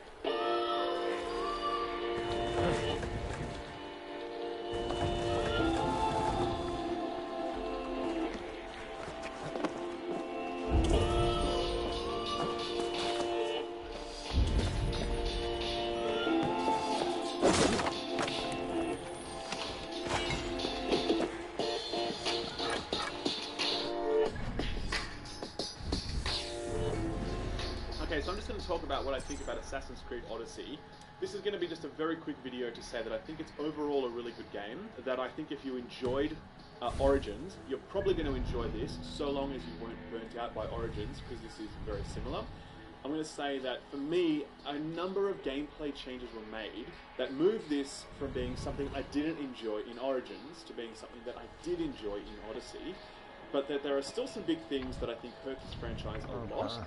And the fact that I still have not finished this game after 45 hours of play, and I'm told it's a 55-hour game, just to beeline through the campaign. That fact, for me, is not good. It will be good for some people, because they will love what this thing is, and they'll think, yes, I want more of it. Because I don't love what this thing is, it really feels like it's dragging on. And I suspect what will happen for the majority of players is that they'll pick it up, they'll play it for 20 or 25 hours, they'll get bored and put it down and not finish the main quest. Really, really does drag after. Anyway, to break down, maybe it was a good time around combat is objective. Before, it was very much just like, break someone's shield guard, spam them to get a light attack. This one is like, I played you know, the whole bunch of abilities you're able to do. Things like, being able to remove their shield from them, or sweep them and be able to do like assassination moves, or, you know, like charging up a gun with poison or flame, or whatever. And that's good, because you're really only talking about 4 it really feels like you're fighting 4. And so your ability to experiment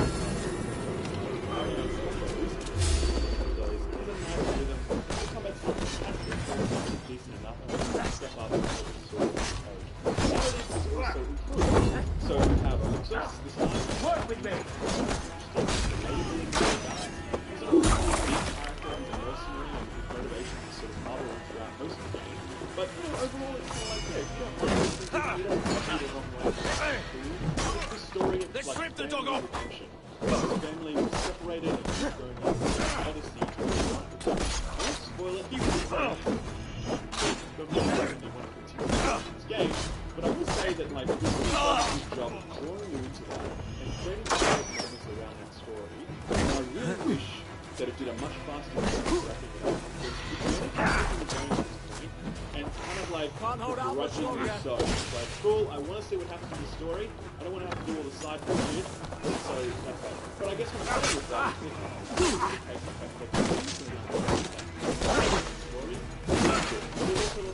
get behind me, cat! So you know that Greece, you know people like Hippocrates and Herodotus and Leonidas and all these people, they're all in the I could expect a game, and like you actually learn about these characters in real time. It doesn't show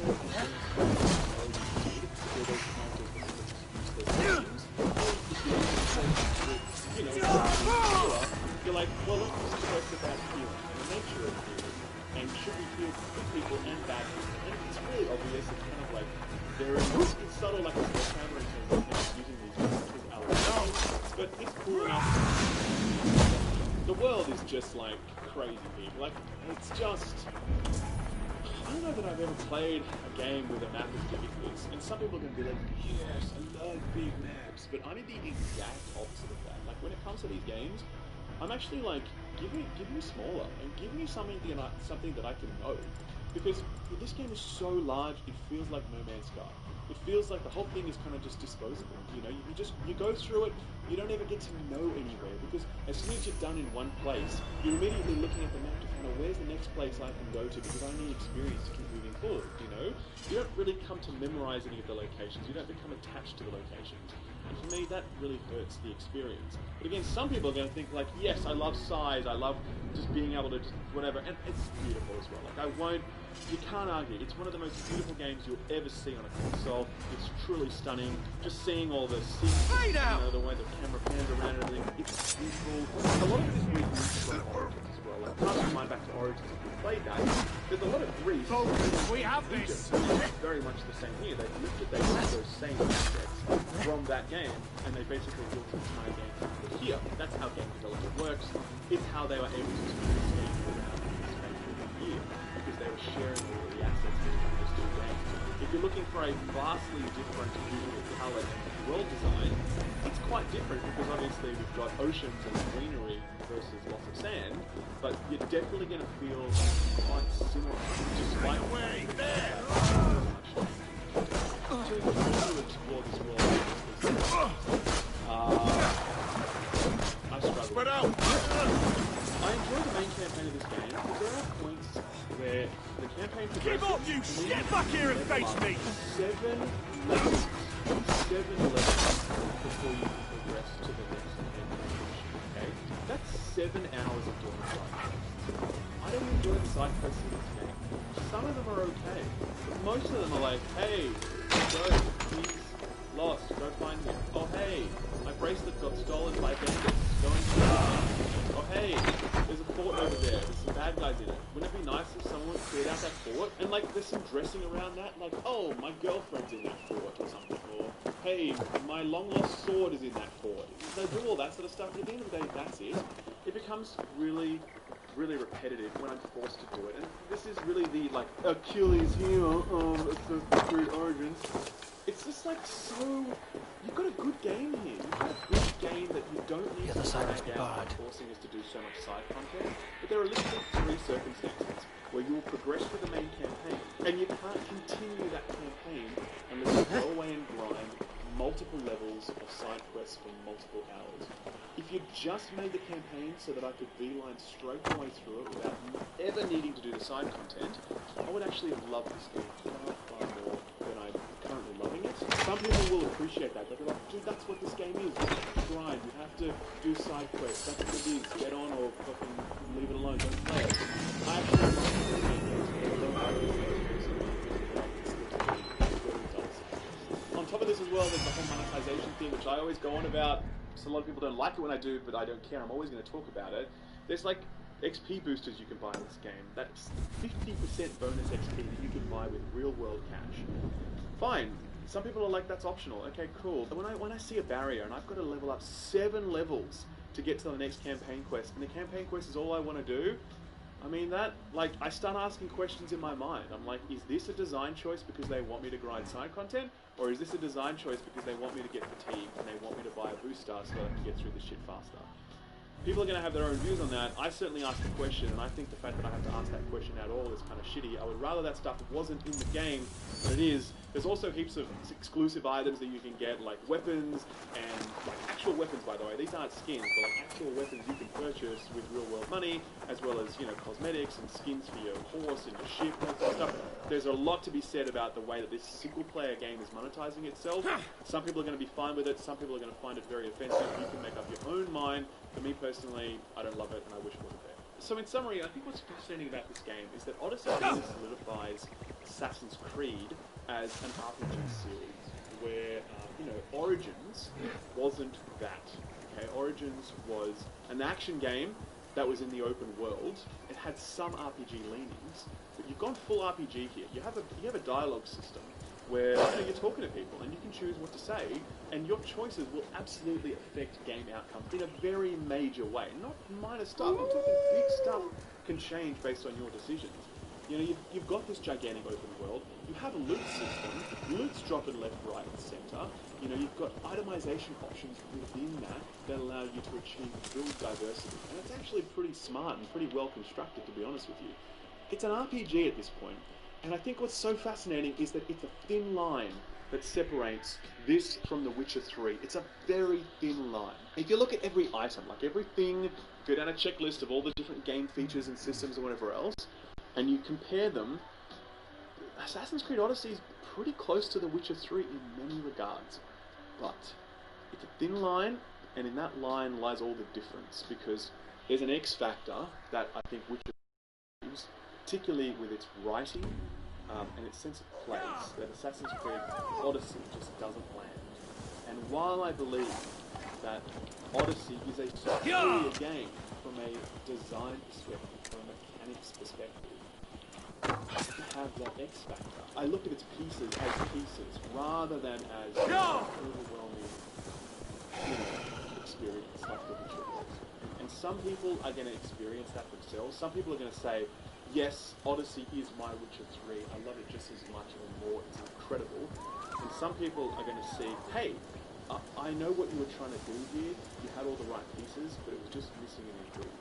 That's where I landed on it. I'm going to be really interested to see all the reviews come out and see how this thing lands. I'm working on a full review. It's going to be a proper analysis of this full game. It's really worth talking about. It's a real achievement, this game, in many regards. I think we're going to be talking about this game for quite some time, to be honest with you. Like, it's a lot more than what Origins was. And if you get a chance to experience it on some level, maybe discounted or at a friend's place or whatever, I really recommend checking it out, But do be aware that you've broken the back of it within the first 25 hours, and after that, it's all about how invested you are. I'm not personally invested, I'm just seeing it through because I believe I need to get it done before I do a full review of the game. But I will say that those first 25 hours were pretty special, and I really think that Ubisoft have done a pretty great job. Anyway, look out for the full review later in the week. I wanted to give you my hot take now. In this Assassin's Creed Valhalla review... Yeah!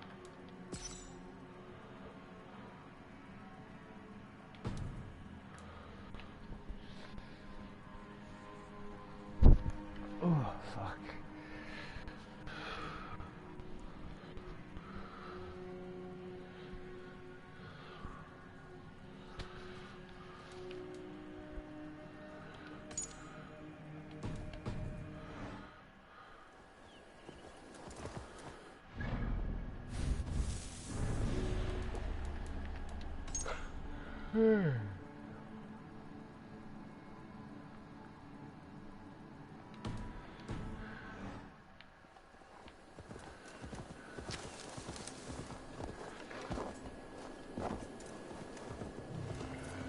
they see me, this will get messy.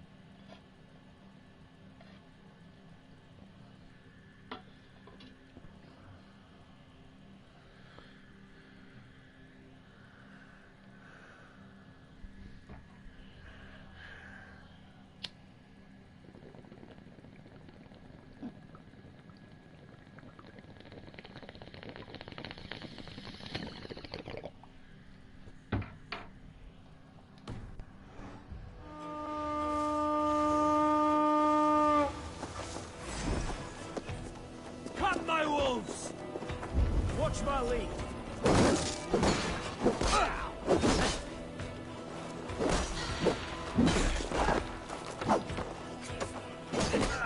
Together, lads.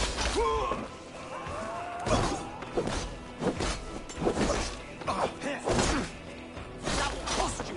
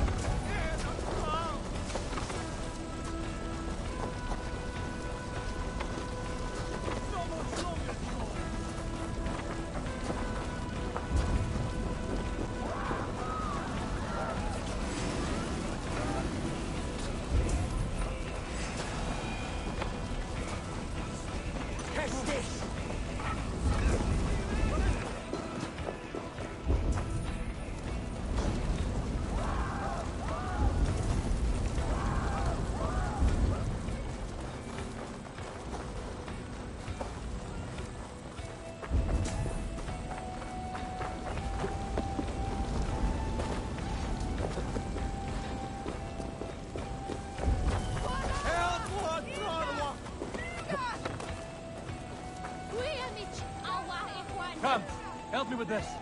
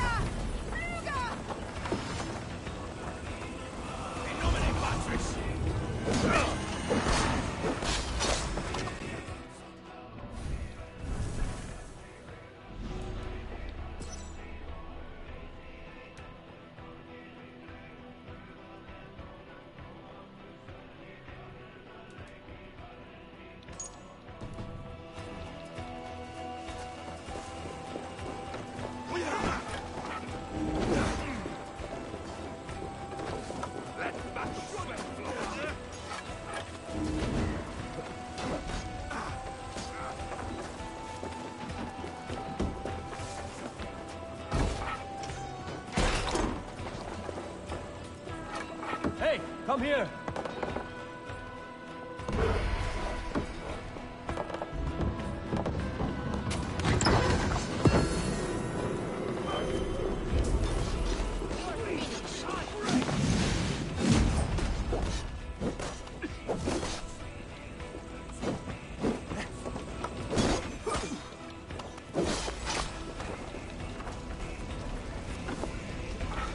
Give me a hand.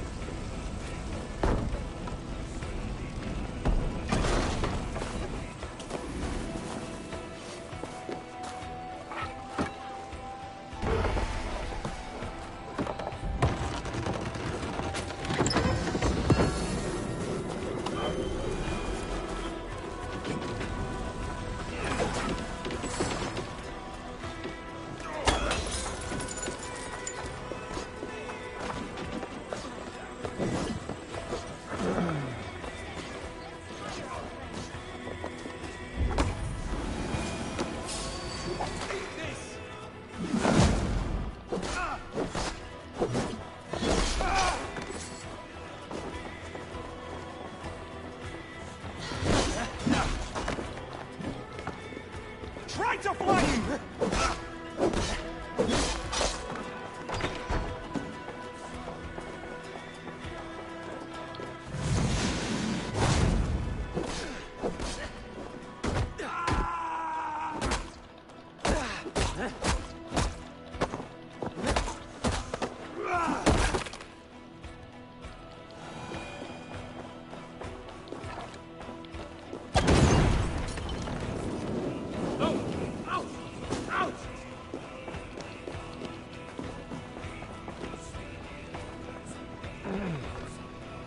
Give me a hand over here.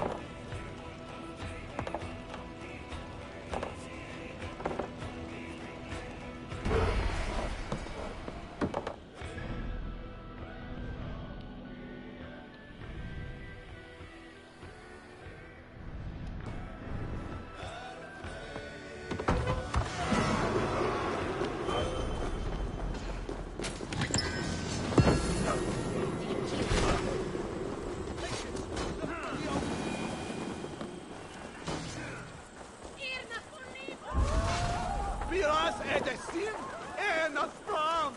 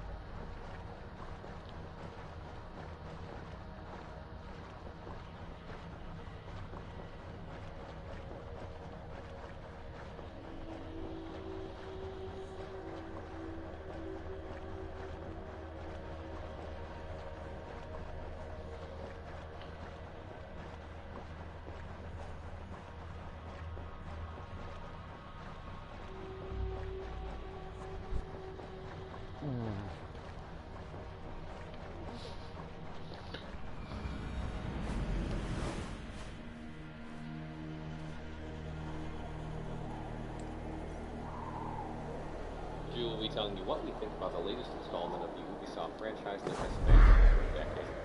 This is Assassin's Creed Valhalla better than Odyssey? Because it returned to Assassin's Creed's roots? What changes have they made to the formula? In this review, we'll answer these questions and more. Valhalla is set for the most part in 9th century Britain, a period of time where England did not yet exist and there were several ruling kings of the island that was under constant threat from Viking invasions via Denmark and Norway. Plays the Viking Eivor follows his brother across the ocean to seek glory and wealth in this new land.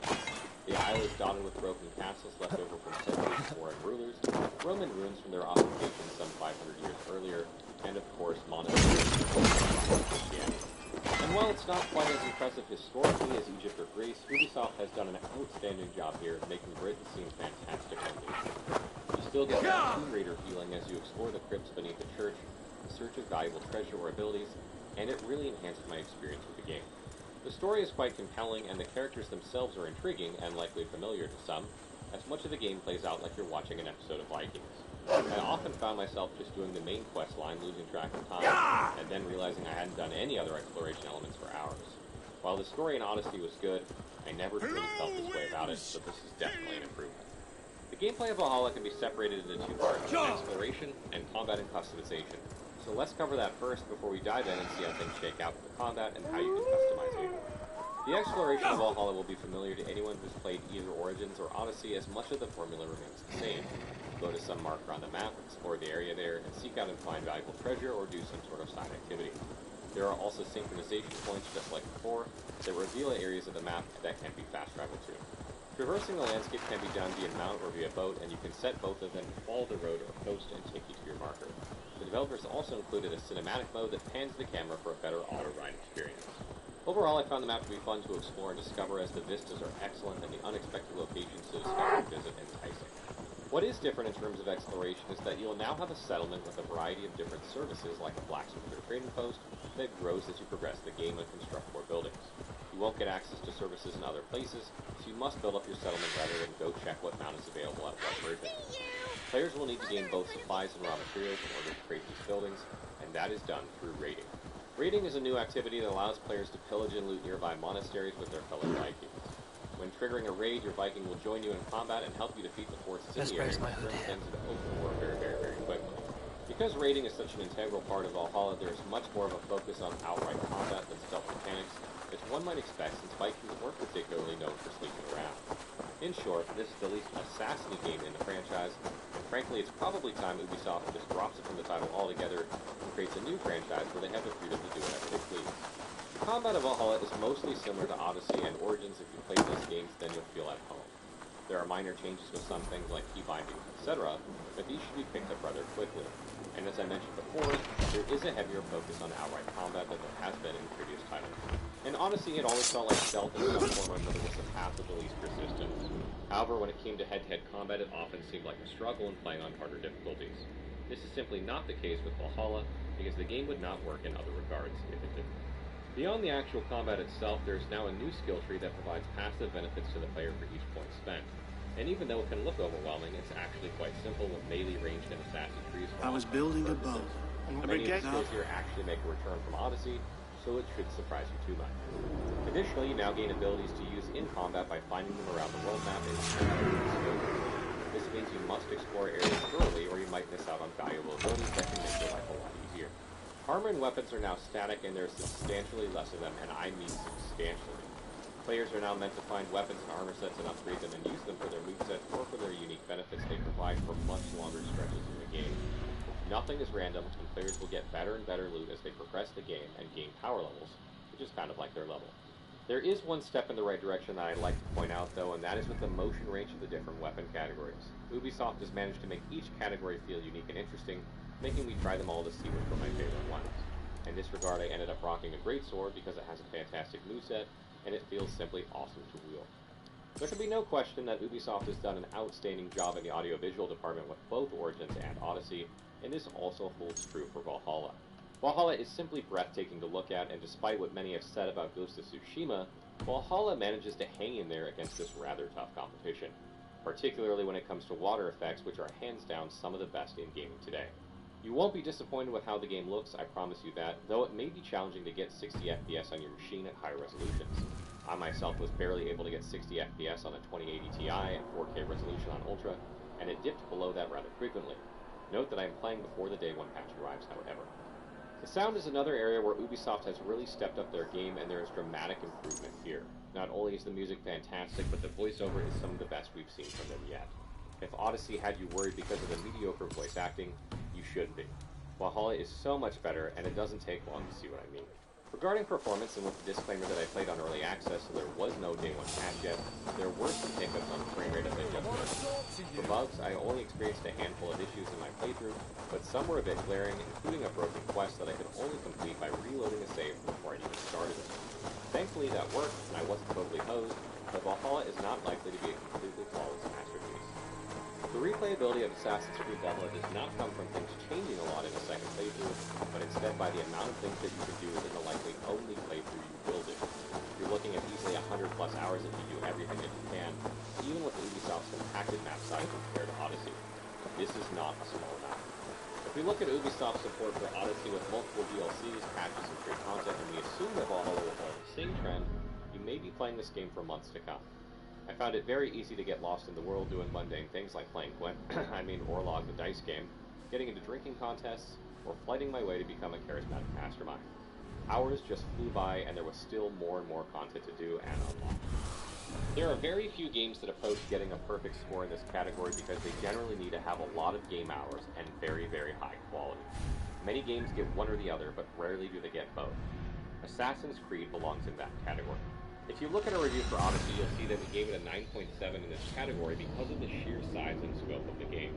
And while Valhalla is not as large and will likely take players less time to finish, it is still exceptional value for your money. You simply won't find many games this good with this much content on any platform. The others I can think of off the top of my head are Witcher 3, Skyrim, and likely the upcoming Cyberpunk 2077. Final thoughts. Valhalla marks the third installment since Ubisoft shifted directions with Assassin's Creed, opting to add more RPG elements to their game and change it in many other ways that differed from the original titles. Being a huge fan of Odyssey and Origins, I was cautiously optimistic about Valhalla. Not because I expected the game to be bad, but only because as you get further and further into a franchise, it becomes harder and harder to keep it new and fresh. And while I wouldn't consider Valhalla new and fresh exactly, it does enough to keep a lot of the magic there alive without deviating too much from the things that made Odyssey so good. Assassin's Creed Valhalla has shown me that Ubisoft is capable of making a third-person action RPG that I will consistently buy on day one every time they make a new one, and that they listen to player feedback by cutting out a lot of things from Odyssey that padded game hours but wasn't particularly fun. And while I can't say with 100% certainty that if you liked Odyssey you will like Valhalla, mostly due to the lack of stealth elements, I think it's much more likely that you will than you won't. I sincerely hope Ubisoft moves on to a new franchise using what they've learned from Origins, Odyssey, and Valhalla to make something that is not constrained by actual history or having to weave the Assassin Order into the plot somehow. I want dragons, demons, castles, dungeons, trolls, and much more made in the same vein as Odyssey and Valhalla, and I want it yesterday.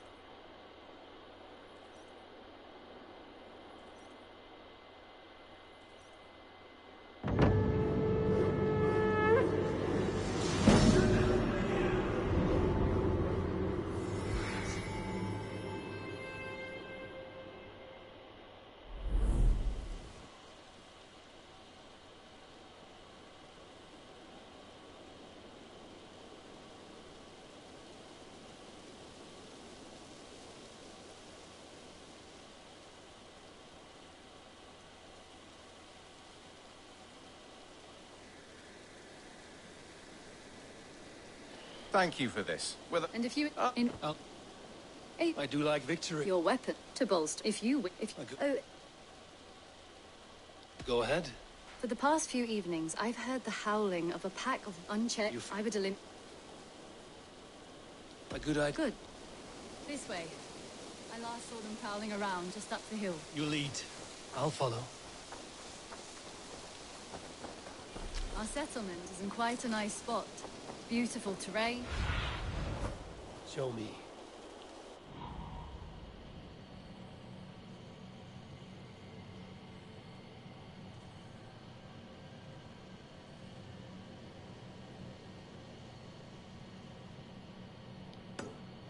Our settlement is in quite a nice spot. Beautiful terrain, and the animals here are healthy and populous. But wolves are a worry. It may be why the Ragnarsons moved on. Humans upset the balance of nature, and nature pushed back. By attacking us. A wolf will do whatever it takes. They were displaced. Now they come to our door.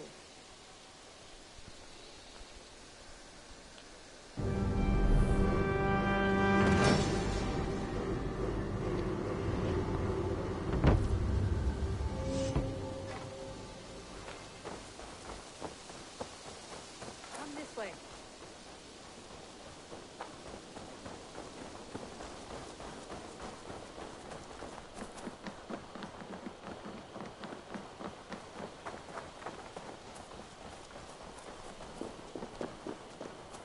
Look here. Breadcrumbs and crusts.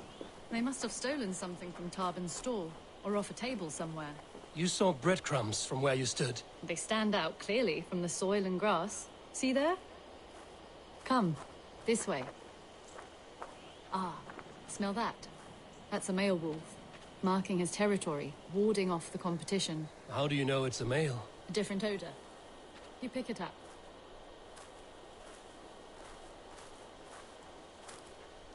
How did you come to be such a skilled tracker? My family were hunters and trackers. From further east than you've ever seen, I imagine. But I've lived in England for most of my life. This is where we found Wallace. You two are siblings, as Sigurd and I are siblings. Bound by honor, not blood. Yes. To hear my mother tell it, we came upon Wallace abandoned. A babe in the woods. We took him in.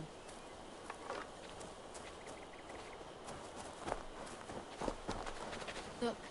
The wolves made a kill here. They're in the area. Those trails. They must have dragged the poor beast away. We're getting closer.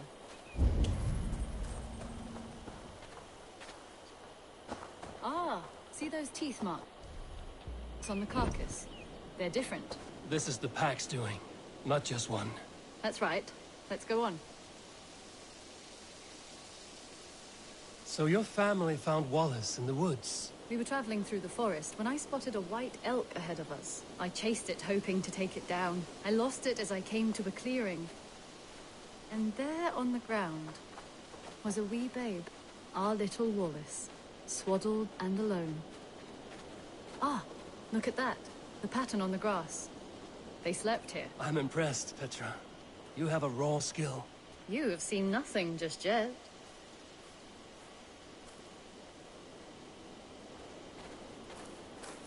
So you saw a white elk, and that led you to Wallace? That's right. It felt fated. We took him in and nursed him back to health. I was scarcely more than a toddler myself then. And from that day forward, we were raised as brother and sister.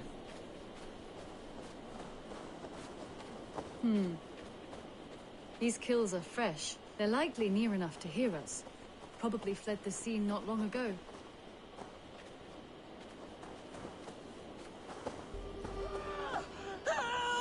I think we found our wolves. You there! Get to cover! Eivor, with me. Let's end this. I'm at your side.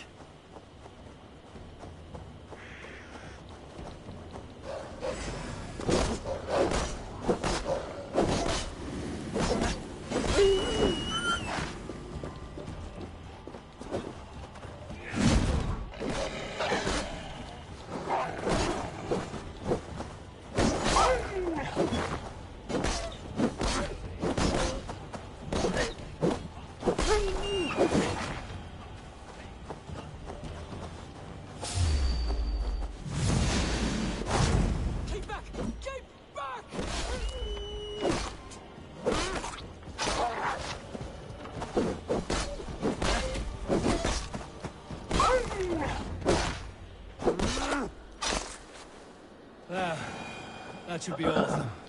Are you all right? I lost... I'm not... Ava... What? I don't... Oh, goodness gracious me! Felix! Rosemary! My beauties! You're alive! Come here, my precious angels! Well, that worked out. This was grand, Eivor. You hunt almost as well as you fight. Give me a few weeks, I'll learn to track as well as you. Or better. I would be happy to be so humble. This was a joy, Petra. Do not hesitate to call on me the next time you spot any errant beasts. You were the first on my list, Eivor. See you soon.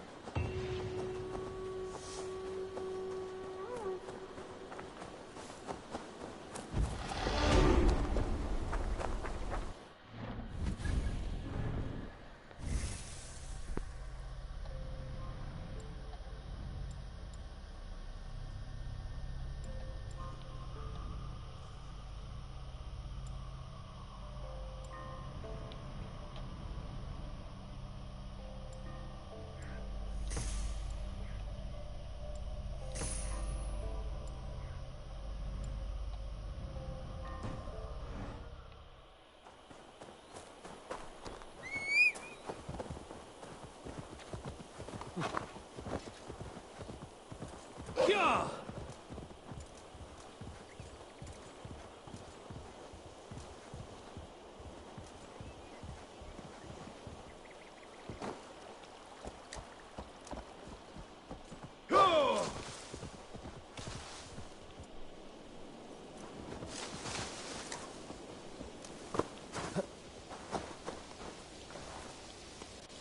Well, look who it is.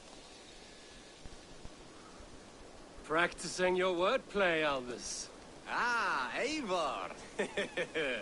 The only mouth in Midgard from which I fear mockery.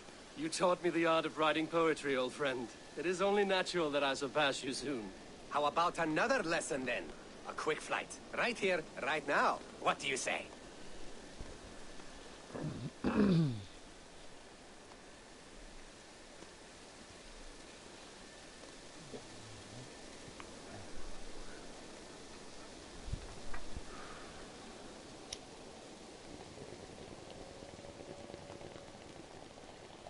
Let's try flighting. I always put a few coins down as a wager. Most of those who enjoy flighting have an equal fondness for betting. But today, we'll abstain. Let me begin. I'm ready. In flighting, it's key to match cadence and rhyme. It's as much about sound as it is about time. So be careful in choosing the words that you say.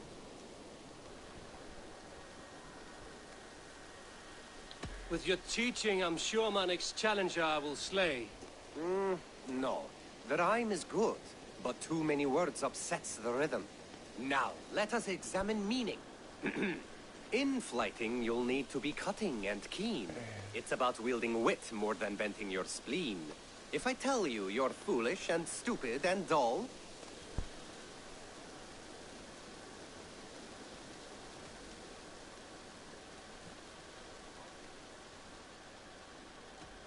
then I'll tell you you've nothing inside of your skull. a good response. I called you stupid and you turned it around. Flighting about wit, you matched my meaning. When you think of too many perfect retorts, use the one that best matches the meaning. Last one. So go then and conquer the world with your wit. Go be clever, be quick, show your spirit and grit. I look eagerly forward to seeing how you fare.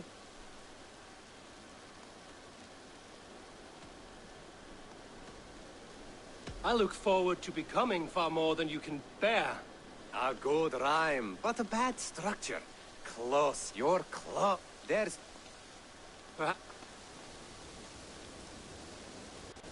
Eivor!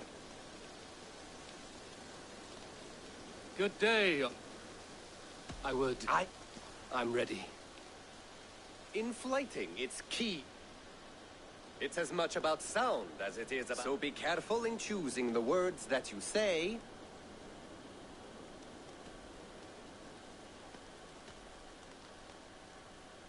I'll recall what you taught ere I enter the fray. A fine answer. Perfect rhyme and a lovely cadence to match my line. Now, let us examine meaning. If I... Then I'll tell you you've nothing inside of your skull. Ah, a good response. I called you stupid, and when you think of too many perfect retorts, use the one that best matches the meaning. Last one. So go then and conquer the world with your wit. Go be clever, be quick, show your spirit and grit. I look eagerly forward to seeing how you fare. I will flight you with flourish and best you with flair. Perfect, yes! You could destroy me with such a line. Your flighting's astounding, you're worthy...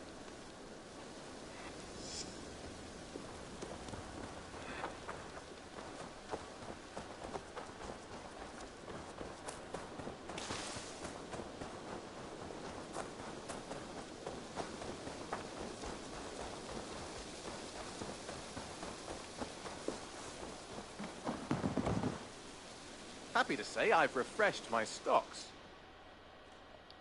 I would like to see what you have. All done. Hope to see you again soon.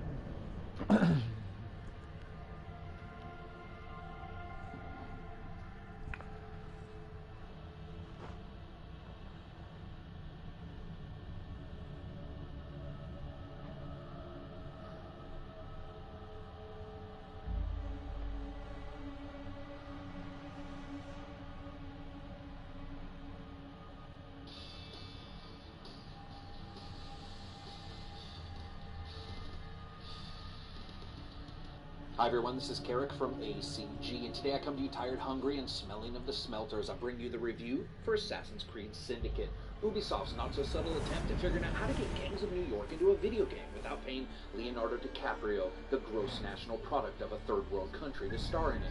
You play as Evie and Jacob, siblings with a penchant for pointy-ended metal stabbery. You go through the world slicing, dicing, cutting, kicking, slamming, stabbing, and shooting your way to peace.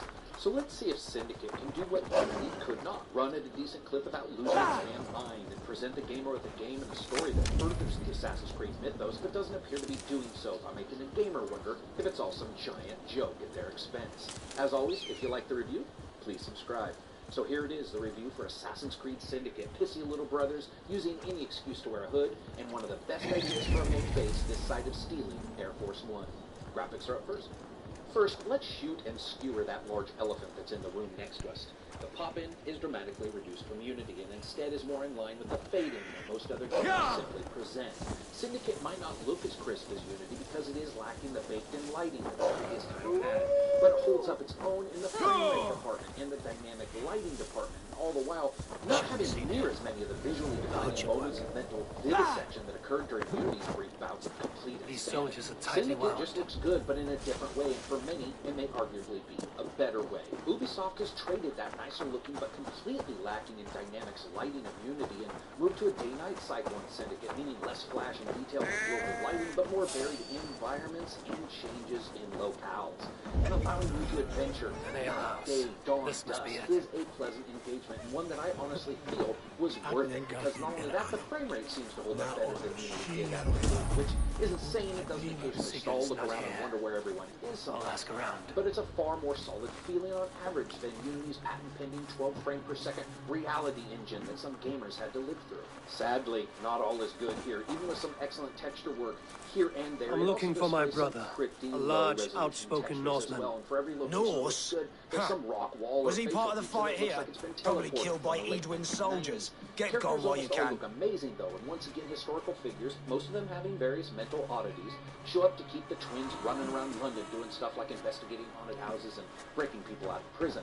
All throughout Syndicate, there are a good deal of little graphical touches here and there as well, and of particular note are things like the fighting engine improvements and animation. Join me for a game or two. Beatdowns that are both brutally basic and yet sinister. Let us play. Superb. All right then. Excellent field of moves that should have names like Into the Line. You're probably going to need that, and nope. Here is the rub though. AC needs a good framing, always has. Something Unity had issues with, though it's been somewhat Frankensteined into a better proposition by the patches. Here, the game starts off at a better pace, and the action feels easier to handle due to the improvements. But it still is, in the end, an Assassin's Creed game, which means prone to FPS drops and occasional odd graphics bugs, because Ubisoft wants it to do approximately 10 times what it probably should be asked to do. Sort of like when you ask one of the characters to leap into the water in this game, and there's a very notable pause right as their head hits the water, like everyone's thinking the same thing. This is really just a giant shitter. I'd say good, but not great, and some will feel the trade-off in illumination and fidelity is not worth a slightly more solid frame rate and dynamic gameplay cycle, and I get that. Sound, music, and voice.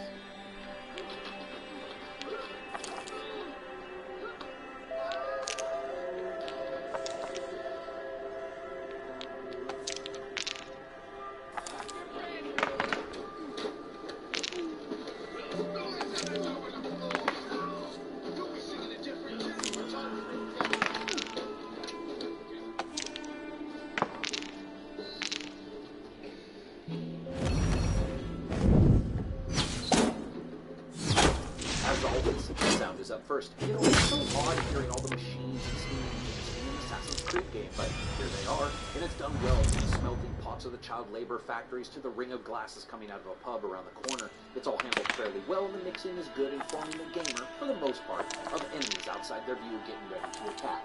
All in all, pretty good sound mixing, and I was really happy with it. The music. Now, this is most definitely different than AC games in the past, and that's both due to the game's location and its musical stylings, but also the artist, Austin Wintory, who is probably best known for Journey.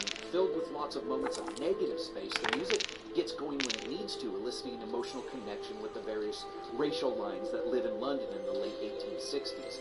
Here we have big band pieces, large orchestra-style music, really living right next to more ambient style that, in a couple of ways, just really reminded me of a Michael Mann movie, especially some of the menu music. And then it jumps into traditional styles depending on locations and activities, all with very little pause or preamble, but with an incredible dedication to care and dexterity, so it can never, ever be jarring. It's a diverse piece, and one that has a less cohesive feel than the AC Creed game. However, it's more interesting, especially as there are good stretches with no music, letting the world sort of seep into those silent cracks before a track begins. I love it, it's unique, and the use of negative space within sound is awesome. Voice. Honestly, I'm pretty sure I like this voice cast more than any previous AC game. From Alexander Bell to the main characters Jacob and Evie, everything is handled in a very lived-in way without undue emotional peaks from someone overacting. Every character is improved by their voice actor instead of being brought down by them, and though you do hear repeats of the same lines while in streets or engaging in sword-displaying heroics, it honestly rarely got old. In my opinion, excellent voice acting throughout. Gameplay. Now, first off, Syndicate is the first AC game to allow switching between main characters, and though major missions are usually one or the other, all the exploring content and side missions can be done with whatever character you want. So don't share skills alike, meaning you can truly accordingly. Major kudos, it really added something to the game. Now, while Evie is a testament to patience and thought-out planning, Jacob thinks that bravery is spelled screw you, and is a constant reminder that little brother syndrome is a very real thing. That being said the two work off one another wonderfully, without the whole massive drama some games would put into this. Instead, it's far more subtle, with little arguments here and there that builds up. It builds up with far more grace and subtlety than one would ever expect. This lends an authenticity to the typical Brotherhood versus Templar mentality that past titles have pushed, and like Rogue, tries to shake it up a little bit, though with less worldly significance, and more infighting without the Game of Thrones dramatics. Evie and Jacob go to London, both with different ideas on how to break Templar control. Evie wants to find a piece of Eden, using its magical power to help Harry Potter her version of Hogwarts, while Jacob wants to put foot to ball, removing both the enemies and their breathing ability from the power equation. Luckily, all the side content in Syndicate is far more connected with the main story, and this is easily the most cohesively laid out AC game in my experience. To move the story along, you need to break across, jump across, stab across, and basically take 6 passive birds of London, doing your thing, stabbing until everyone ends up wearing cast iron stones around their guts, or joining the cause. Sort of sucks. Fight Club? Yep, check. Racing carriages around in ill-mannered, check. Saving children from child slavery, only then to use them in your own evil spying devices, putting them in even more instant danger, checkity check check. It's all suitably Assassin's Creed, which means the bits of the story rarely make sense compared to the crunchy outer shell, but at least now they all sort of tie into one another. All the while doing this, you're going to be fighting the henchmen of London and their assorted battles. And this is actually where the game has both its best and worst parts. Sadly, enemy gang members have the equivalent of Superman vision, and they can not only see you from a good distance away, but will mess up a good number of missions as well, sometimes ending up in buildings that they were not really supposed to be in. For example, I was supposed to take this bad guy to the jail. No problem. I get him and I go into the jail, which is filled to the fucking brim with red-shirted bad guys. It's a sinister sea of sameness with a mix of bald guys, chicks with guns, and some clone army. Once they start seeing all hell breaks loose, and I lose the bounty and get attacked by cops because defending yourself was always illegal in Good game. No. I played perfectly. Since enemies are leveled now, it does hamper that free-form movement of past titles. I have had enough. Into an area with bad guys higher level than you, and, well, if you've ever played WoW and watched an enemy laugh at you when your highest powered strikes barely do anything, think that. But these enemies look just like the other enemies, but somehow have 9s above their heads instead of 7s, and you get the picture. To take down bad guys, as long as they're anywhere near your level, you have to have some cool new toys. Already mentioned is the carriage, which you can run over almost anybody with. Also, you have the rope launcher, which is a spectacularly mundane name for a weapon that's half get out of jail free card, half tightrope walker's nightmare. It can be used to get out of a jam in a hurry, but it can also be used to stealthily infiltrate locations that in the past and in other games had you circling around on the building's roofs, peeping Tom style, trying to find that one hidden ledge the developers had placed just right. It's a wonderful addition to gameplay and changes the way the game is delivered in many ways, including stealth, taking over burrows and locations, and assassinations. It absolutely makes Syndicate sing when it comes to interesting situations. At around this time, it also makes you sit up and scratch your head, because here is Evie and Jacob with a game-changing ability, and the enemies are leveled, meaning some random dude spawned in via programming spreadsheet can put your awesome assassination attempts to a stop, not because he's better than you or more armored, but because he's a random higher level. Now, one big change to the combat is the AI. Enemies have really finally figured out that teamwork means attacking the bad guy, which is you, in groups, and it results in far less conga line of death and for more victory on their part. Enemies regularly leap in at you in groups, requiring use of the dodge button and spacing yourself out strategically. Additionally, it just feels faster and far more responsive with combos, break combos, and stuns. They answer your button request at a much quicker tempo than prior games. Excellent additions throughout, and for me, a return to the fun that has been missing in many of the past games. I'm pretty sure smashing enemies with one of my various cane swords, then kicking his friend in the balls, and then dodging an enemy, and then using that quick rope launcher to escape as bad guys shoot at me will probably never get old. As always, the game is also a crafting and upgrading smorgasbord with all manner of items to find, unlock, craft, and then replace with impunity. It's a wonder anyone in this damn game recognizes you as you're changing everything about yourself every other level. Luckily, it's all in good fun, and you rarely feel without some upgrade or skill upgrade path to take. This new move to a more modern time also allows for excellent additions like battling enemies on top of carriages, stealing money from trains, and performing all kinds of illicit interactions with the world at every turn. It really does feel unique as a title, even if, in the end, you're still sort of taking the same steps. Now, I'm not going to lie, the game still has map mess, the unfortunate illness that comes with so many icons in a map that the game can become an interaction with the map and not with the game itself. However, due to the unique location and time frame and a good eye on keeping the side missions in step with missions means that a focus on the story actually helps this dramatically. It's just a really good gameplay add.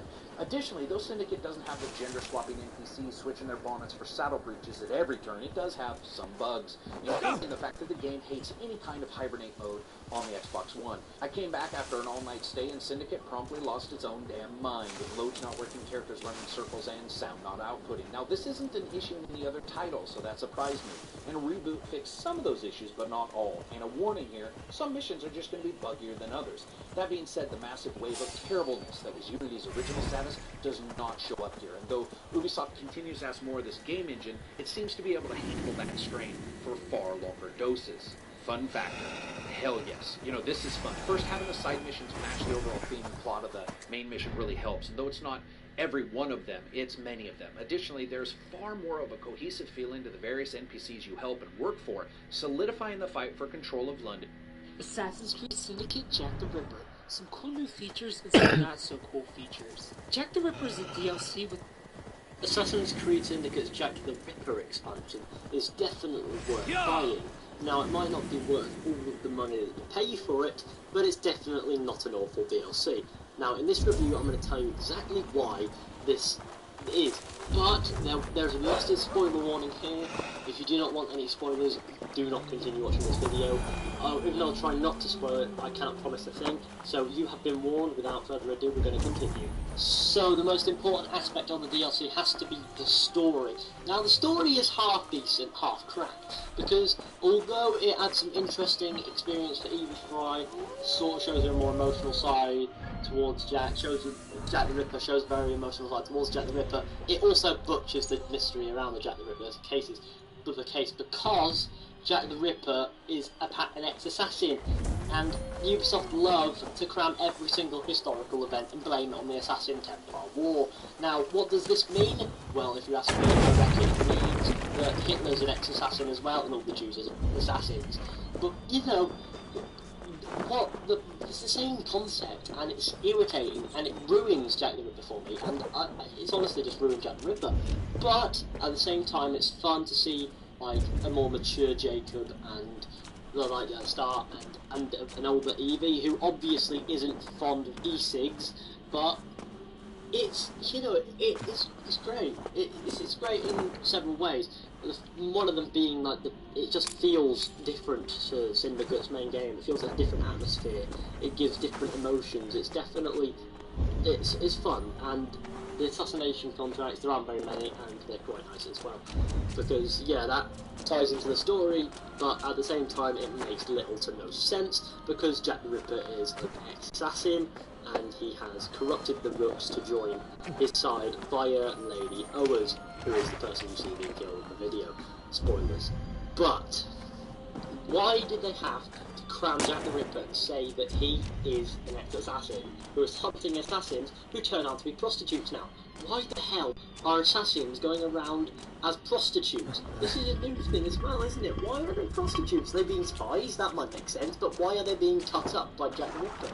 Oh, it's because his mother was killed and he blames Jacob, even though he joined the Assassin Brotherhood after his mother was killed and was raised by Jacob, so this makes no sense either. And the fact that he's mental also makes no sense. Why would Jacob indoctrinate someone who he found in a mental asylum and bring them into the Assassin Brotherhood? He may have been a child, but come on, he's in there for a reason, surely to Christ. Story aside, the gameplay is pretty much the same as Assassin's Creed Syndicate's main game, but it adds in a new feature, and that is of course the fear system, where you can petrify the living balls out of every single enemy besides from the really fat ones. Now, the Bolt Twat is always immune to these fear things, unless you staple him to the floor and, basically use the fear gas on his face. Then he's as pathetic and flimsy as any other enemy. Which is sort of a bit strange, because you thought Jacob would have upgraded the Rooks to have a bit of backbone, which, it's sort of a story thing. But as far as gameplay goes, that's the only real change that I've noticed. But Jack the Ripper gameplay is a bit different. Objectives are shown, through thoughts in really scruffy handwriting, and his vision is a little bit corrupted, because he is obviously mental, and the emphasis on that is a bit meh. However, playing as Jack the Ripper didn't really have much, interesting stuff. Most of the kill moves you use is the same as Jacob's with the Kukuri, and you know, he has some interesting double kills and triple kills, etc. But mostly, it's relatively boring, same old, same old. However, it's fun, and the murder mystery aspect of the gameplay is very interesting, and the whole investigate crime scenes is very fun and very interesting, although at sometimes it might not be specifically clear what you have to be doing, but a game that doesn't handhold you at all times is definitely. I never thought I'd be back here, but here I am, with Jacob Crow, the funniest assassin ever, dressed like a country bumpkin, that kills people. I've not even done anything yet, people are not. Why does everyone leave me? Believe it or not, there's an Assassin's Creed DLC that I've never played, and if you like Assassin's Creed evidently more than I do, then you believe that is really, right, love how you do it, but it's not, because I get the vibe that I'm not actually missing much. Now, I'd imagine there's a site somewhere telling me that this DLC will take me about 6 hours to do, which means if I get my head down, maybe I could do it inside 15 minutes. First things first, though, when you get well, now I look special. What do you think about my new attire, boy? Kidnap? I thought the whole point of this game was escapism, not more of what you do in real life. Leave the faith behind. Do the leave the... Yeah, this is what a leave the faith looks like. What? Oh, there we go. Yeah, boys don't mind me, I just like sleeping in haystacks. I can throw the body at this tree. What? I don't know what I expected either.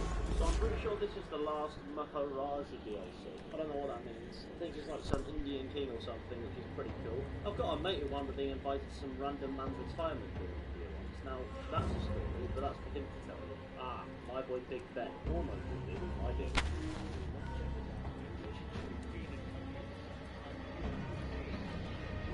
I serve the young Athelred. He will rise one day. He's no Alfred, from what I hear. I lied to everyone, and they will never know. They will tell stories of me as a good man who served his lord. Your Huga walks with a new beast. The Curse of the Pharaohs expansion for Assassin's Creed Origins has been out.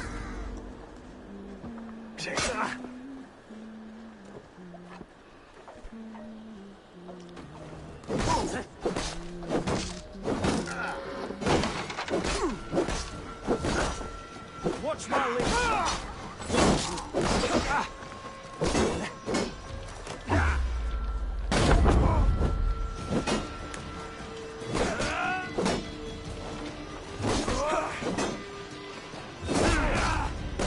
Come on, brothers. Let's end this. You'll suffer for that.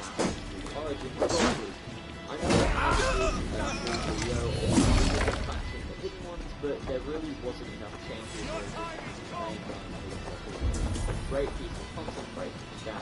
If you want my full thoughts, then go ahead and listen to Kill Comic Podcast, episode 64 with Roman Fox, where we briefly go over that. The Curse of the Pharaohs, however, that's a different story. This DLC is one of the greatest expansions I've ever played.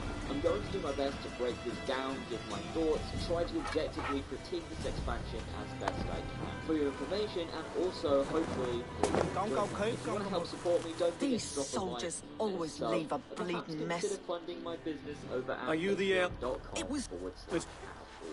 Without further ado, however... You seem to respect this man, Gidrich. If he was talking to my brother, it's because he wants what's best for me. It's a...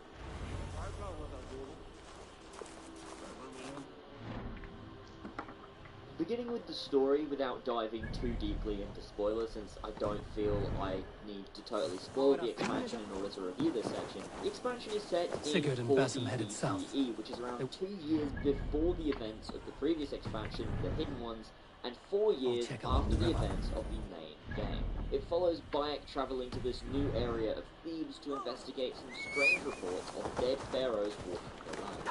Bayek, recognizing some of the reports as dealings he'd had previously with the Apple, he sets off to see if he can't save this land from chaos. The story to me was incredibly compelling. Good spot to hide. Ups and downs throughout, similarly to Assassin's Creed Origins' main game. However, there was never a moment when I felt bored. I always felt incredibly interested in the characters and Bayek's journey, That being said, it's not a perfect story, it doesn't feel game-changing or anything super innovative, but I say that more to quell your expectations than anything else. From the outset, there was a clear goal as to what Bayek needed to do, and you as the player felt intrigued and invested in figuring out for yourself what was going on in this strange region.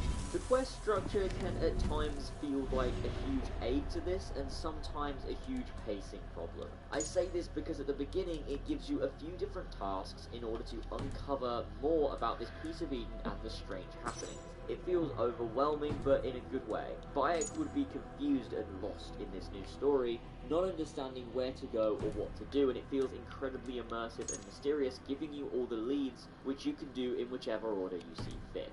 However, towards the end, the quest splits off into two different quest lines. One of these quests is the ending of the DLC, and another is just leading up to another boss fight with one of the various pharaohs throughout the game. Now, to split these means that some people may go for the ending quest first without realizing it's the ending. Then you're left to do this other quest, and it just feels messy. This is really my only issue with the structure. They shouldn't have split it at the end. Other than that, it does a great job of making you feel there's lots of leads which you have to figure out in your own order. Overall, this story was super compelling and offered far more than I could have even thought it would when it was first advertised. Blew my expectations out of the water and delivered something that I'll remember very, very fondly.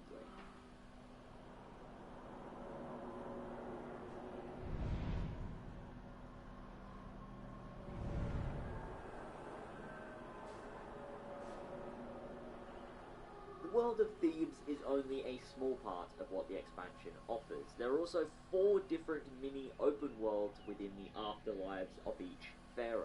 These all gave so much for you to do. From their gorgeous scenery to enemy archetypes, it really felt that these worlds had a lot of extra effort put into them rather than just copy and pasting things we've seen before. These afterlives contain some very integral stories for Bayek and him letting go of Bayek of Siwa and truly becoming Bayek the Hidden One, which is very meaningful and well handled.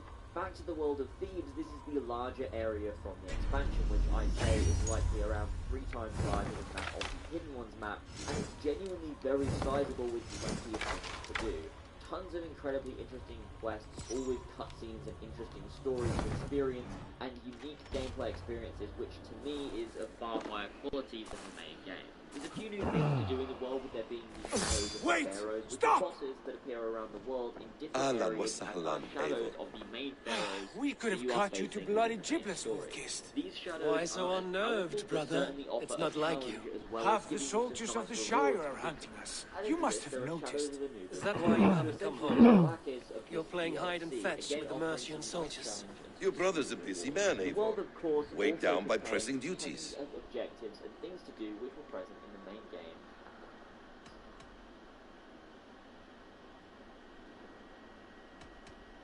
It's good to see you again, Basim. Even if you haven't kept my brother trained on the task at hand. It's not my place to lead your brother about like a bridled mare.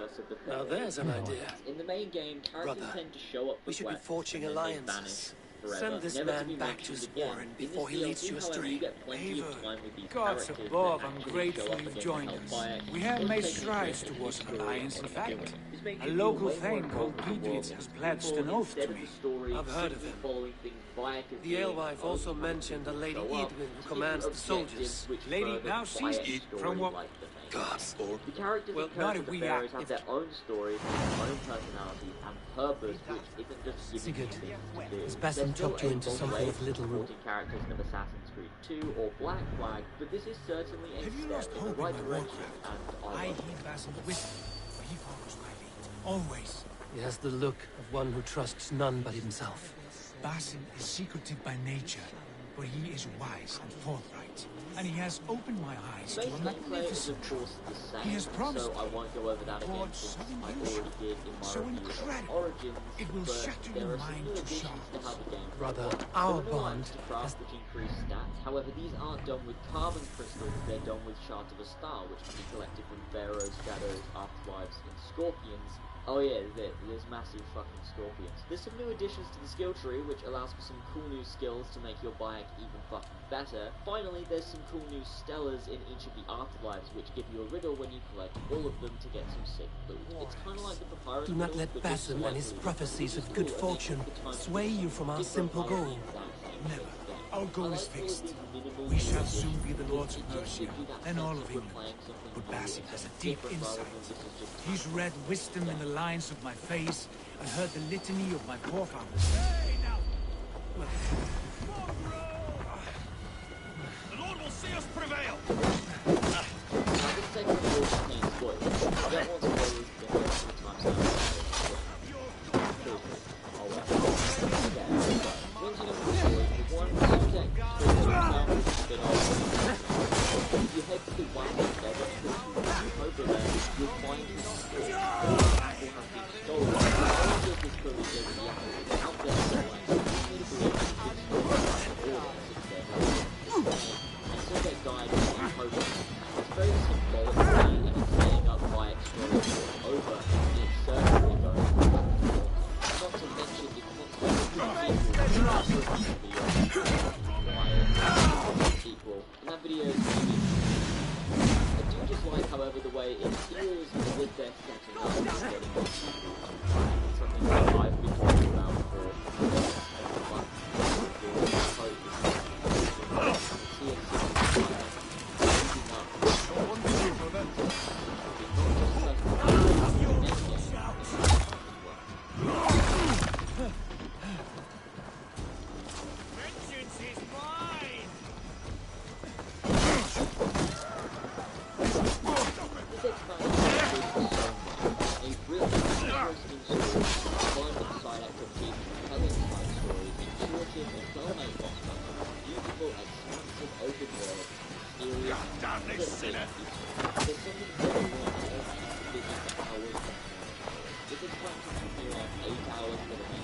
Work with me! Side activities, and I've put around 15 hours in now, and I'm going to those content. So this is a far less formal review, so I don't really know it in other ways than I normally would. This is an expansion, and so I find it hard to rate given a little bit more down to the base game. But overall, this is an expansion.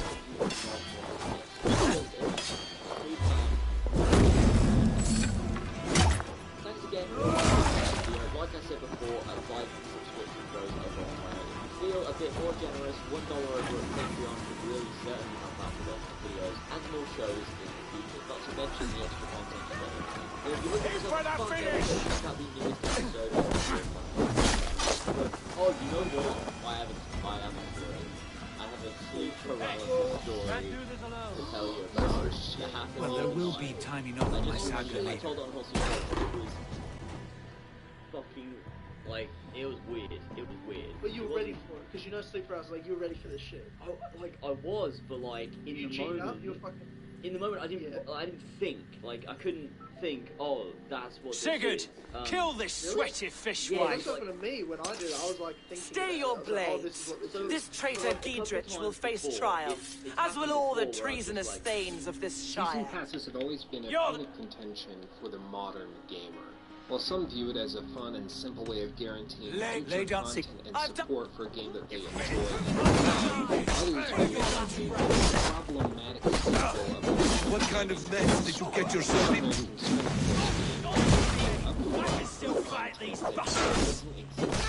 Or that was created prior to the game's launch and included in the initial. We've seen this multiple times, even with Ubisoft games, and even with the game that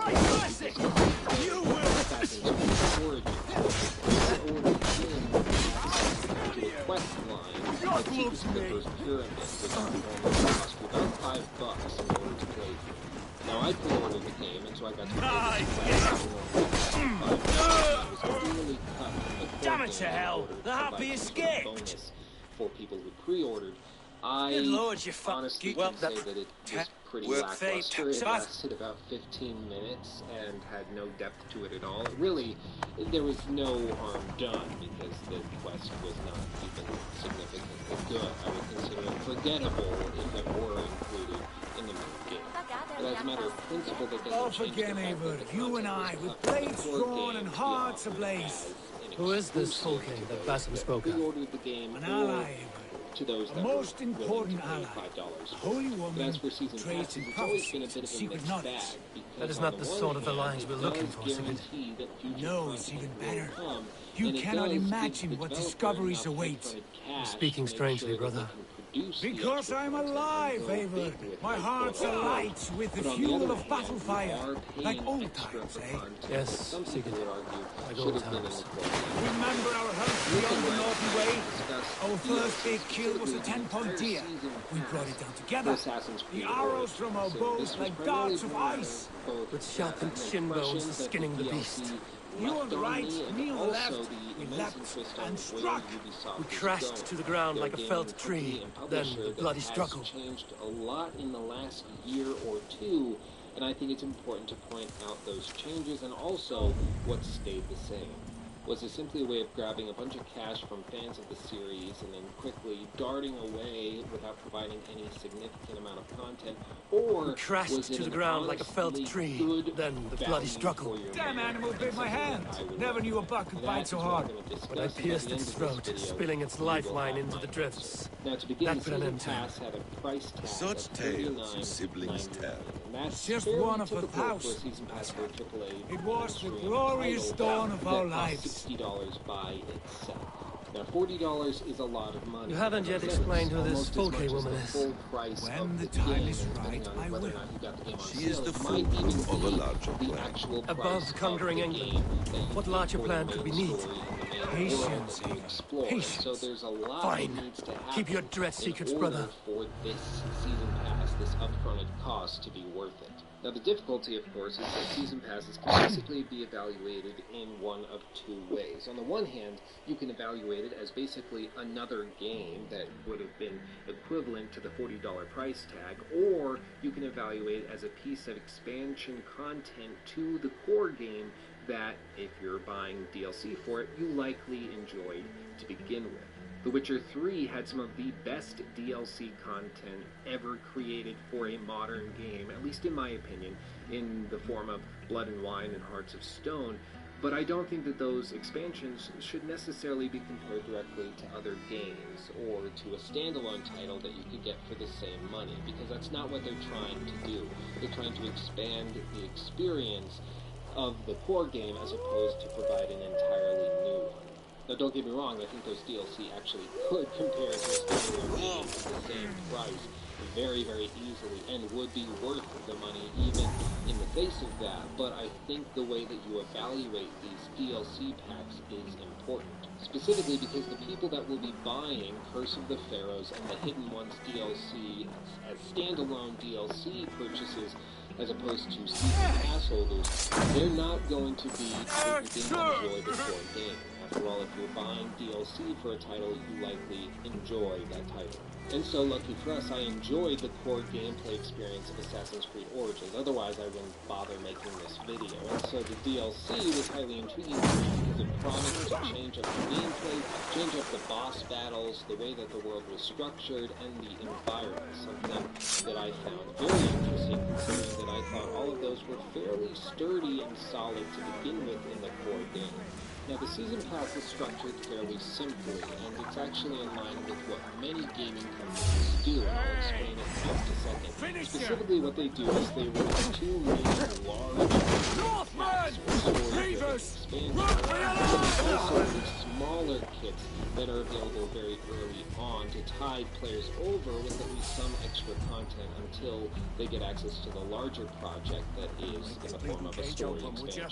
Now, for Assassin's Creed Origins Season Pass, this took the form of the Roman Centurion and the Horus packs, which basically were kits of different items that the player would get access to once they purchased the Season Pass, and also 500 Helix credits, which could be used to buy specialty items in lieu of spending actual money on the microtransactions that are within the game, and then also access to the Calamity Blade, which was a specialty weapon that you got access to once you put down the $40.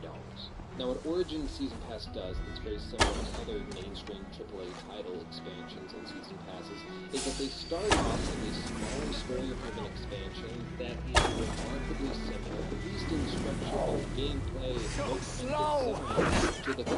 And what this allows game developers to do is to task smaller teams use the same assets and core design mechanics to develop the first story expansion, and then a larger second team begin work on the much more ambitious second piece of Stay DLC close. I'll help that you. will take a lot more time and effort to develop.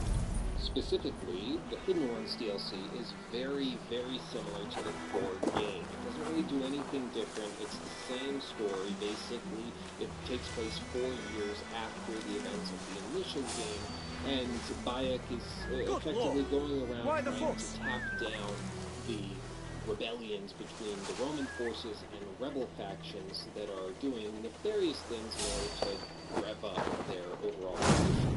It gives you access to a new outfit, to legendary weapon kits. It gives you access to a variety of smaller weapons. You get access to some new mounts and horses, camels that you can ride, and it even raises the level. But it doesn't do anything significantly different. Sure, you get access to the Sinai Peninsula, you get access to a few new areas that look slightly different, but nothing is done significantly different. And so, effectively, the Hidden Ones DLC serves to tide the player over until they get access to the Pharaoh DLC, which will, no doubt, be much more satisfying than with the cash that they have. When I first saw the list of elements included in the find you. Let's go, now. Was the curse of the Pharaohs, and no doubt that many other players also felt the same way. After all, Assassin's Creed Origins is a game about the early days of the Brotherhood. That's the entire point in the title, Origins. And so, the promise that we're going to get to explore the early days of the Brotherhood a little bit more, it's not, at least for me, as intriguing as getting to fight resurrected pharaohs. And so I, and many other people that I have discussed this DLC pack with, purchased the Season Pass in order to front Ubisoft the money to continue work on this game that we really enjoyed, and to develop this DLC that sounded really, really intriguing. We got the Hidden Ones DLC, which was at the very least interesting, but didn't do anything differently, but it did tide us over until we got access to the one we actually wanted to play.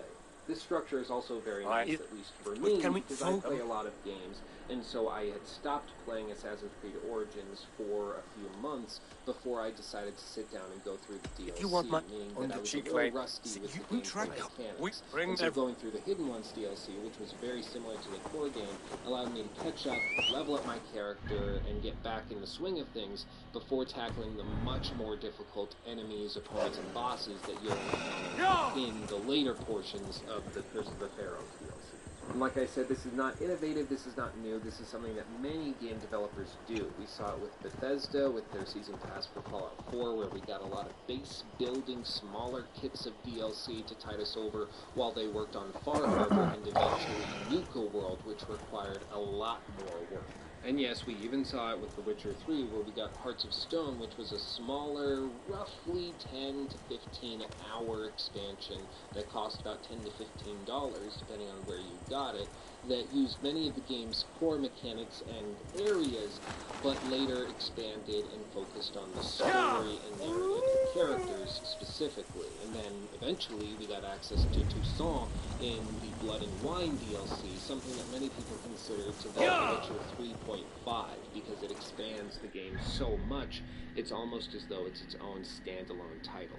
And so, considering that the Hidden Ones DLC only took me about 5 hours to get through, most of this Season Pass was riding on the Curse of the Pharaohs portion, as I personally expected when I initially saw the Season Pass. That was the only portion of it that I was really, really excited for, and the only one that I actually cared about.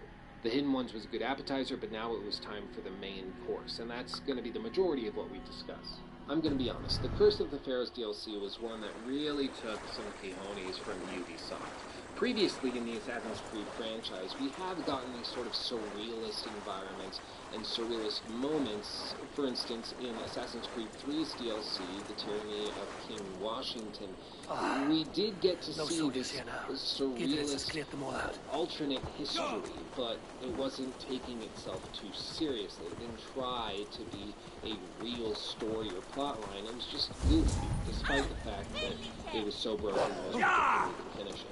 And yes, I'm still bitter about that. I wanted to make a video discussing that. She's well DLC supplied, as well, that's for certain. but I can't actually. Well done, Cap. Oil jars, spring-oiled arrows, fodder and the like. Take what's useful and burn the rest. So, Give every. yeah. Wait, Go team. oh, even going back to the core that storyline of Assassin's Creed, going back to the first and second games, the entire idea is that we're dealing with pieces of Eden, a mythical civilization known as the First Civilization. Basically, people who take the form of what we would consider supernatural, ethereal, alien beings that have immense amounts of power and basically possess these precursor objects that hold immense power. These types of subjects and topics are nothing new to the series, but usually it's framed in a very particular way. Point being, the series doesn't take itself too seriously, but I personally can't think of any other time in the franchise when we've had to fight reanimated corpses of people that died literally roughly 1,200 years before the game is taking place. It just hasn't happened. Now, granted, there haven't been that many opportunities for such a thing to take place, but this is a significant step in terms of absurdity that the game is taking. Now, of course, because it is a DLC expansion to the core story of the game, we don't tend to give it as much weight or bearing as the game's core story. However, it is still considered canonical to the franchise, so it should be taken relatively seriously.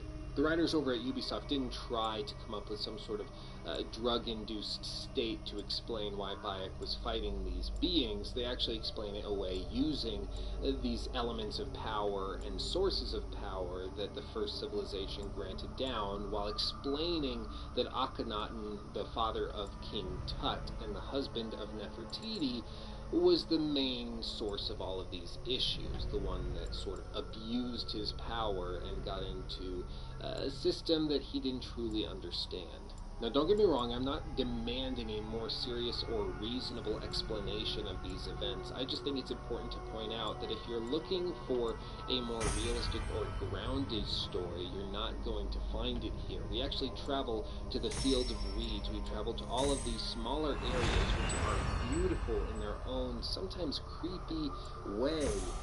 I absolutely love it in terms of an artistic viewpoint, but if you're looking for something that's very grounded in the series lore, I think it might be a little bit jarring. Speaking of which, let's discuss for a moment the variety of environments within the DLC. It is significant. Now, usually in the latter half of the Season Pass, we see some sort of significant redesign in the overall feel and atmosphere of the title. We saw this with Nuka World in Fallout 4 and Toussaint in The Witcher 3. In Origins, it's no different. We actually get access to several new areas, and while they aren't huge, they are, in their own way, significant and have their own feel, which I found absolutely intoxicating. For instance, Duat is an area that you get to later in the DLC, and this is actually where you eventually find Tutankhamun, the same King Tut that you might have heard of. This area is fairly small, but it has a very unique feeling to it. Everybody is just sort of moping around, and apparently this is the area of the Egyptian afterlife where the people who just kind of went through life without doing anything significant end up. It's sort of like purgatory for Catholics. It's just a place. Nothing cool, nothing awesome, but nothing terrible and horrifying happening. It's just sort of there.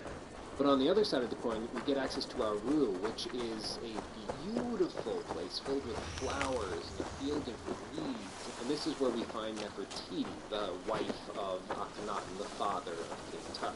Now, speaking of these characters, when I first saw that we were going to be interacting with Nefertiti, Akhenaten, and Tutankhamun, I was a little, shall we say, reserved. For those of you who don't know me, I'm a huge ancient Egyptian.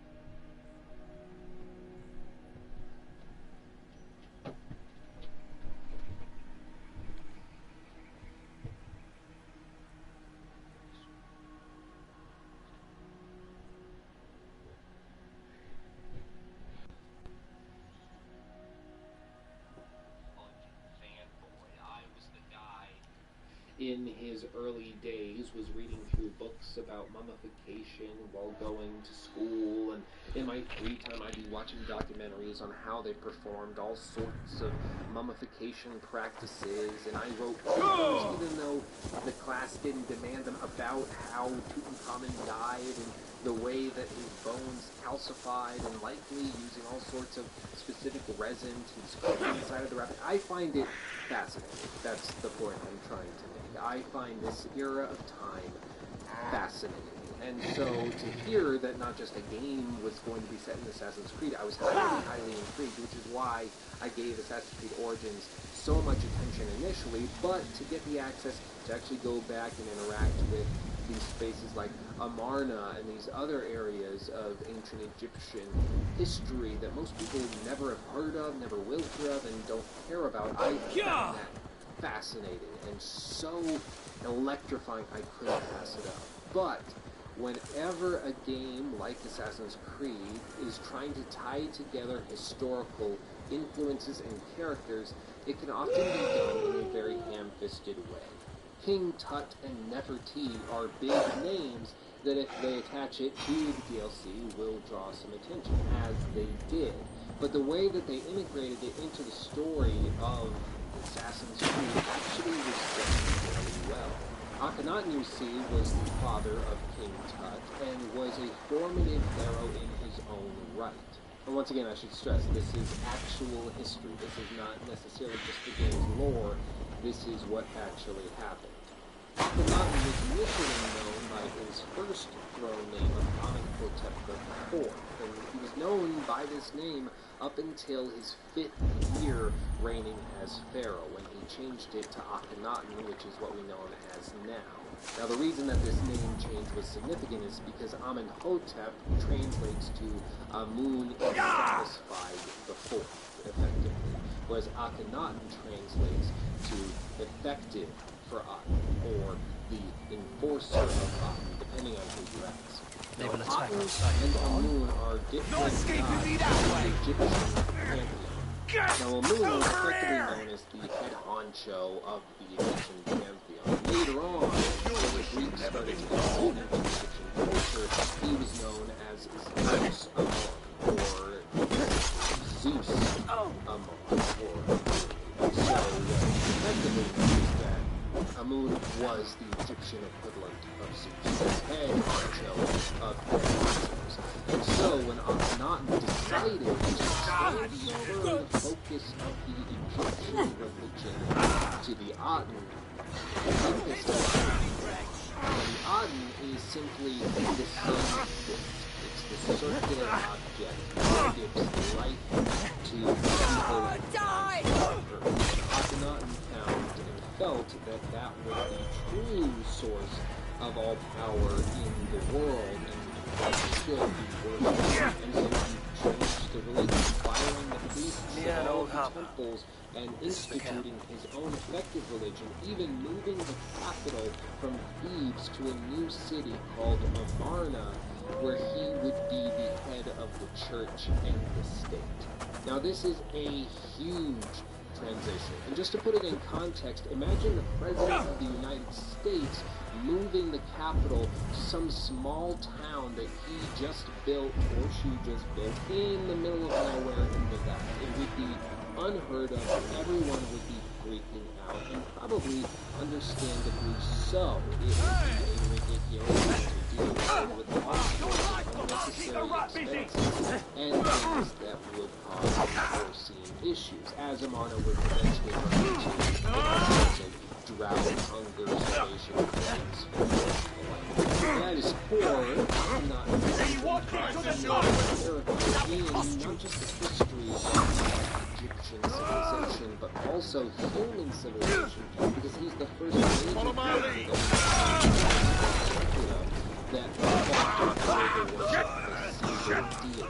Now, tying you back to Assassin's Creed, in the Curse of the Pharaoh's DLC, the way that they integrate the storyline is by saying that this son is actually the apple of Eve, and that object had such power that it effectively was able to cause all the issues that were eventually course of the DLC. This means that we're not actually casually running into Nefertiti, and all of these major big names in Egyptian history.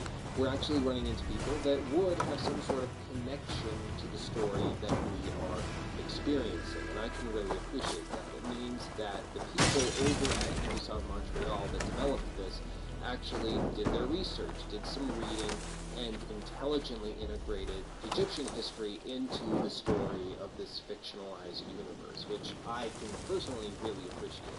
Now, once again, I want to stress, this is not a hyper-realistic story. This is not something that they're trying to be realistic with.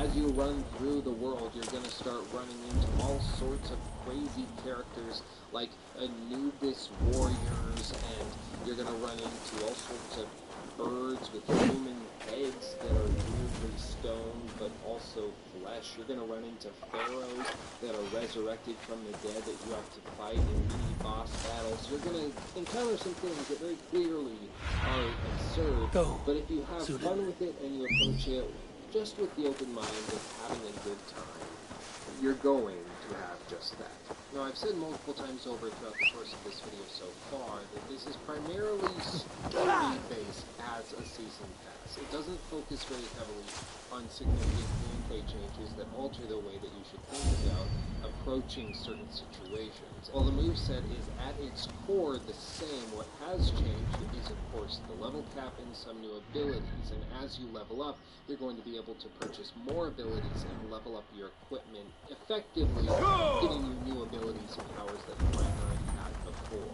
This is one of the things that I really liked about Assassin's Creed Origins, is that it laid the foundation to have a very large repertoire of upgrade ability. As you go through, you can gain all sorts of new weapons. If you find one that you really like that has certain perks and abilities that you really like, whether it's fire damage, poisoning, bleeding, slicing, bludgeoning, whatever it may be, you can keep that weapon and simply upgrade it using the money that you find and different equipment and resources, and that way you can keep it leveled with your character and the enemies that you will be encountering throughout the expansions.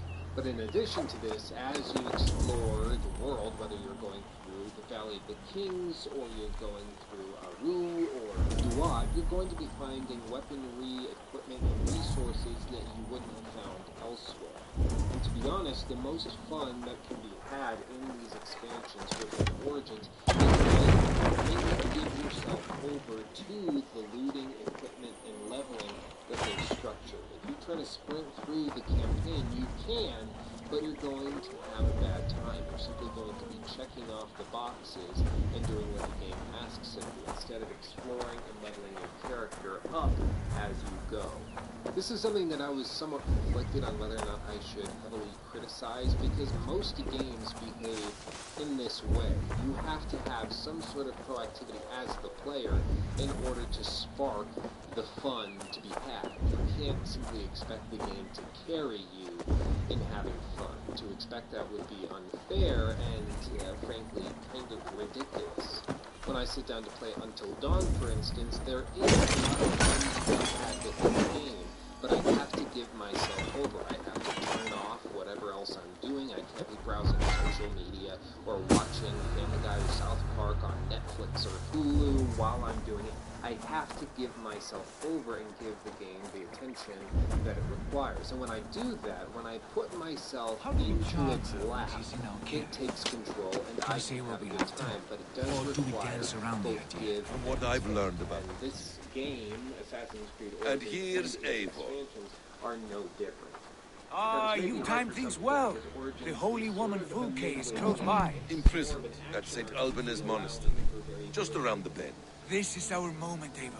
After this, everything changes. I might be pleased for you if I knew who this woman was and why we needed her. I have explained enough. Now is the time for action. You've done nothing of the sort. Nothing but give me your blind word. I wish to speak to her. Me, your Jarl. That alone is reason enough. Why? So she might cast a spell and turn Eatman into an eel. Fulke is not the only advantage we seek here, Eivor. There will be treasures in St. Alban's. More than we can count. I have already plundered St. Alban's Abbey and lifted its treasures from nave to crypt. I saw no prisoners of note. She is there. I know it. And she is the most valuable treasure of them all. Eivor, there was a time when you would follow me without question, because we trusted one another, because you knew I would never lead you into folly, never wager our lives before I knew the cost. Is there something that holds you back from embracing me as you once did? As your brother? Your family? Sigurd, you know I would never betray you. Your trust in me. I'll fight with you. But there must be limits to this chase. Dietrich is counting on us. Of course he is. And soon we will deliver. Come. When you raided St. Alban's, are you sure you saw nothing? No crypts? No prisoners? Nothing I can recall for certain.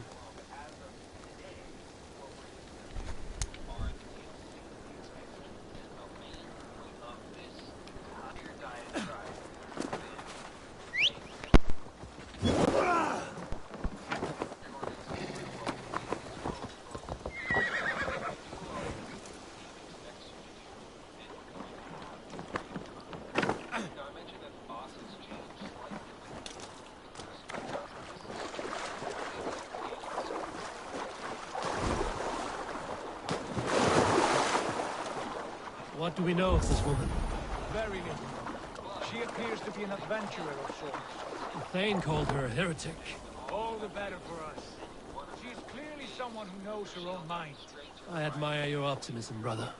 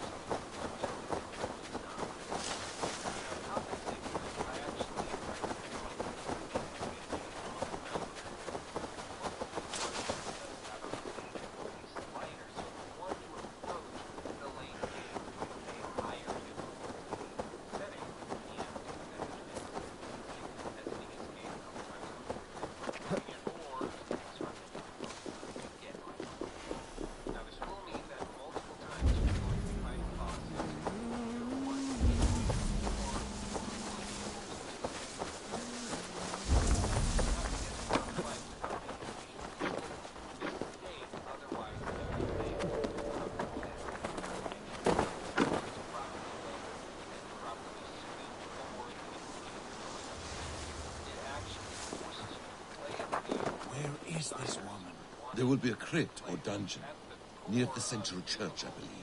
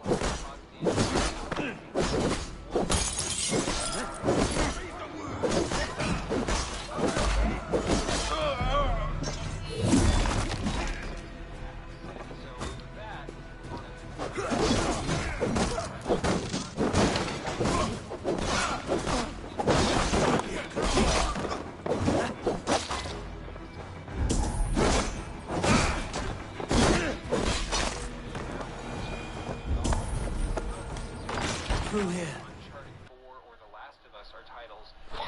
Off!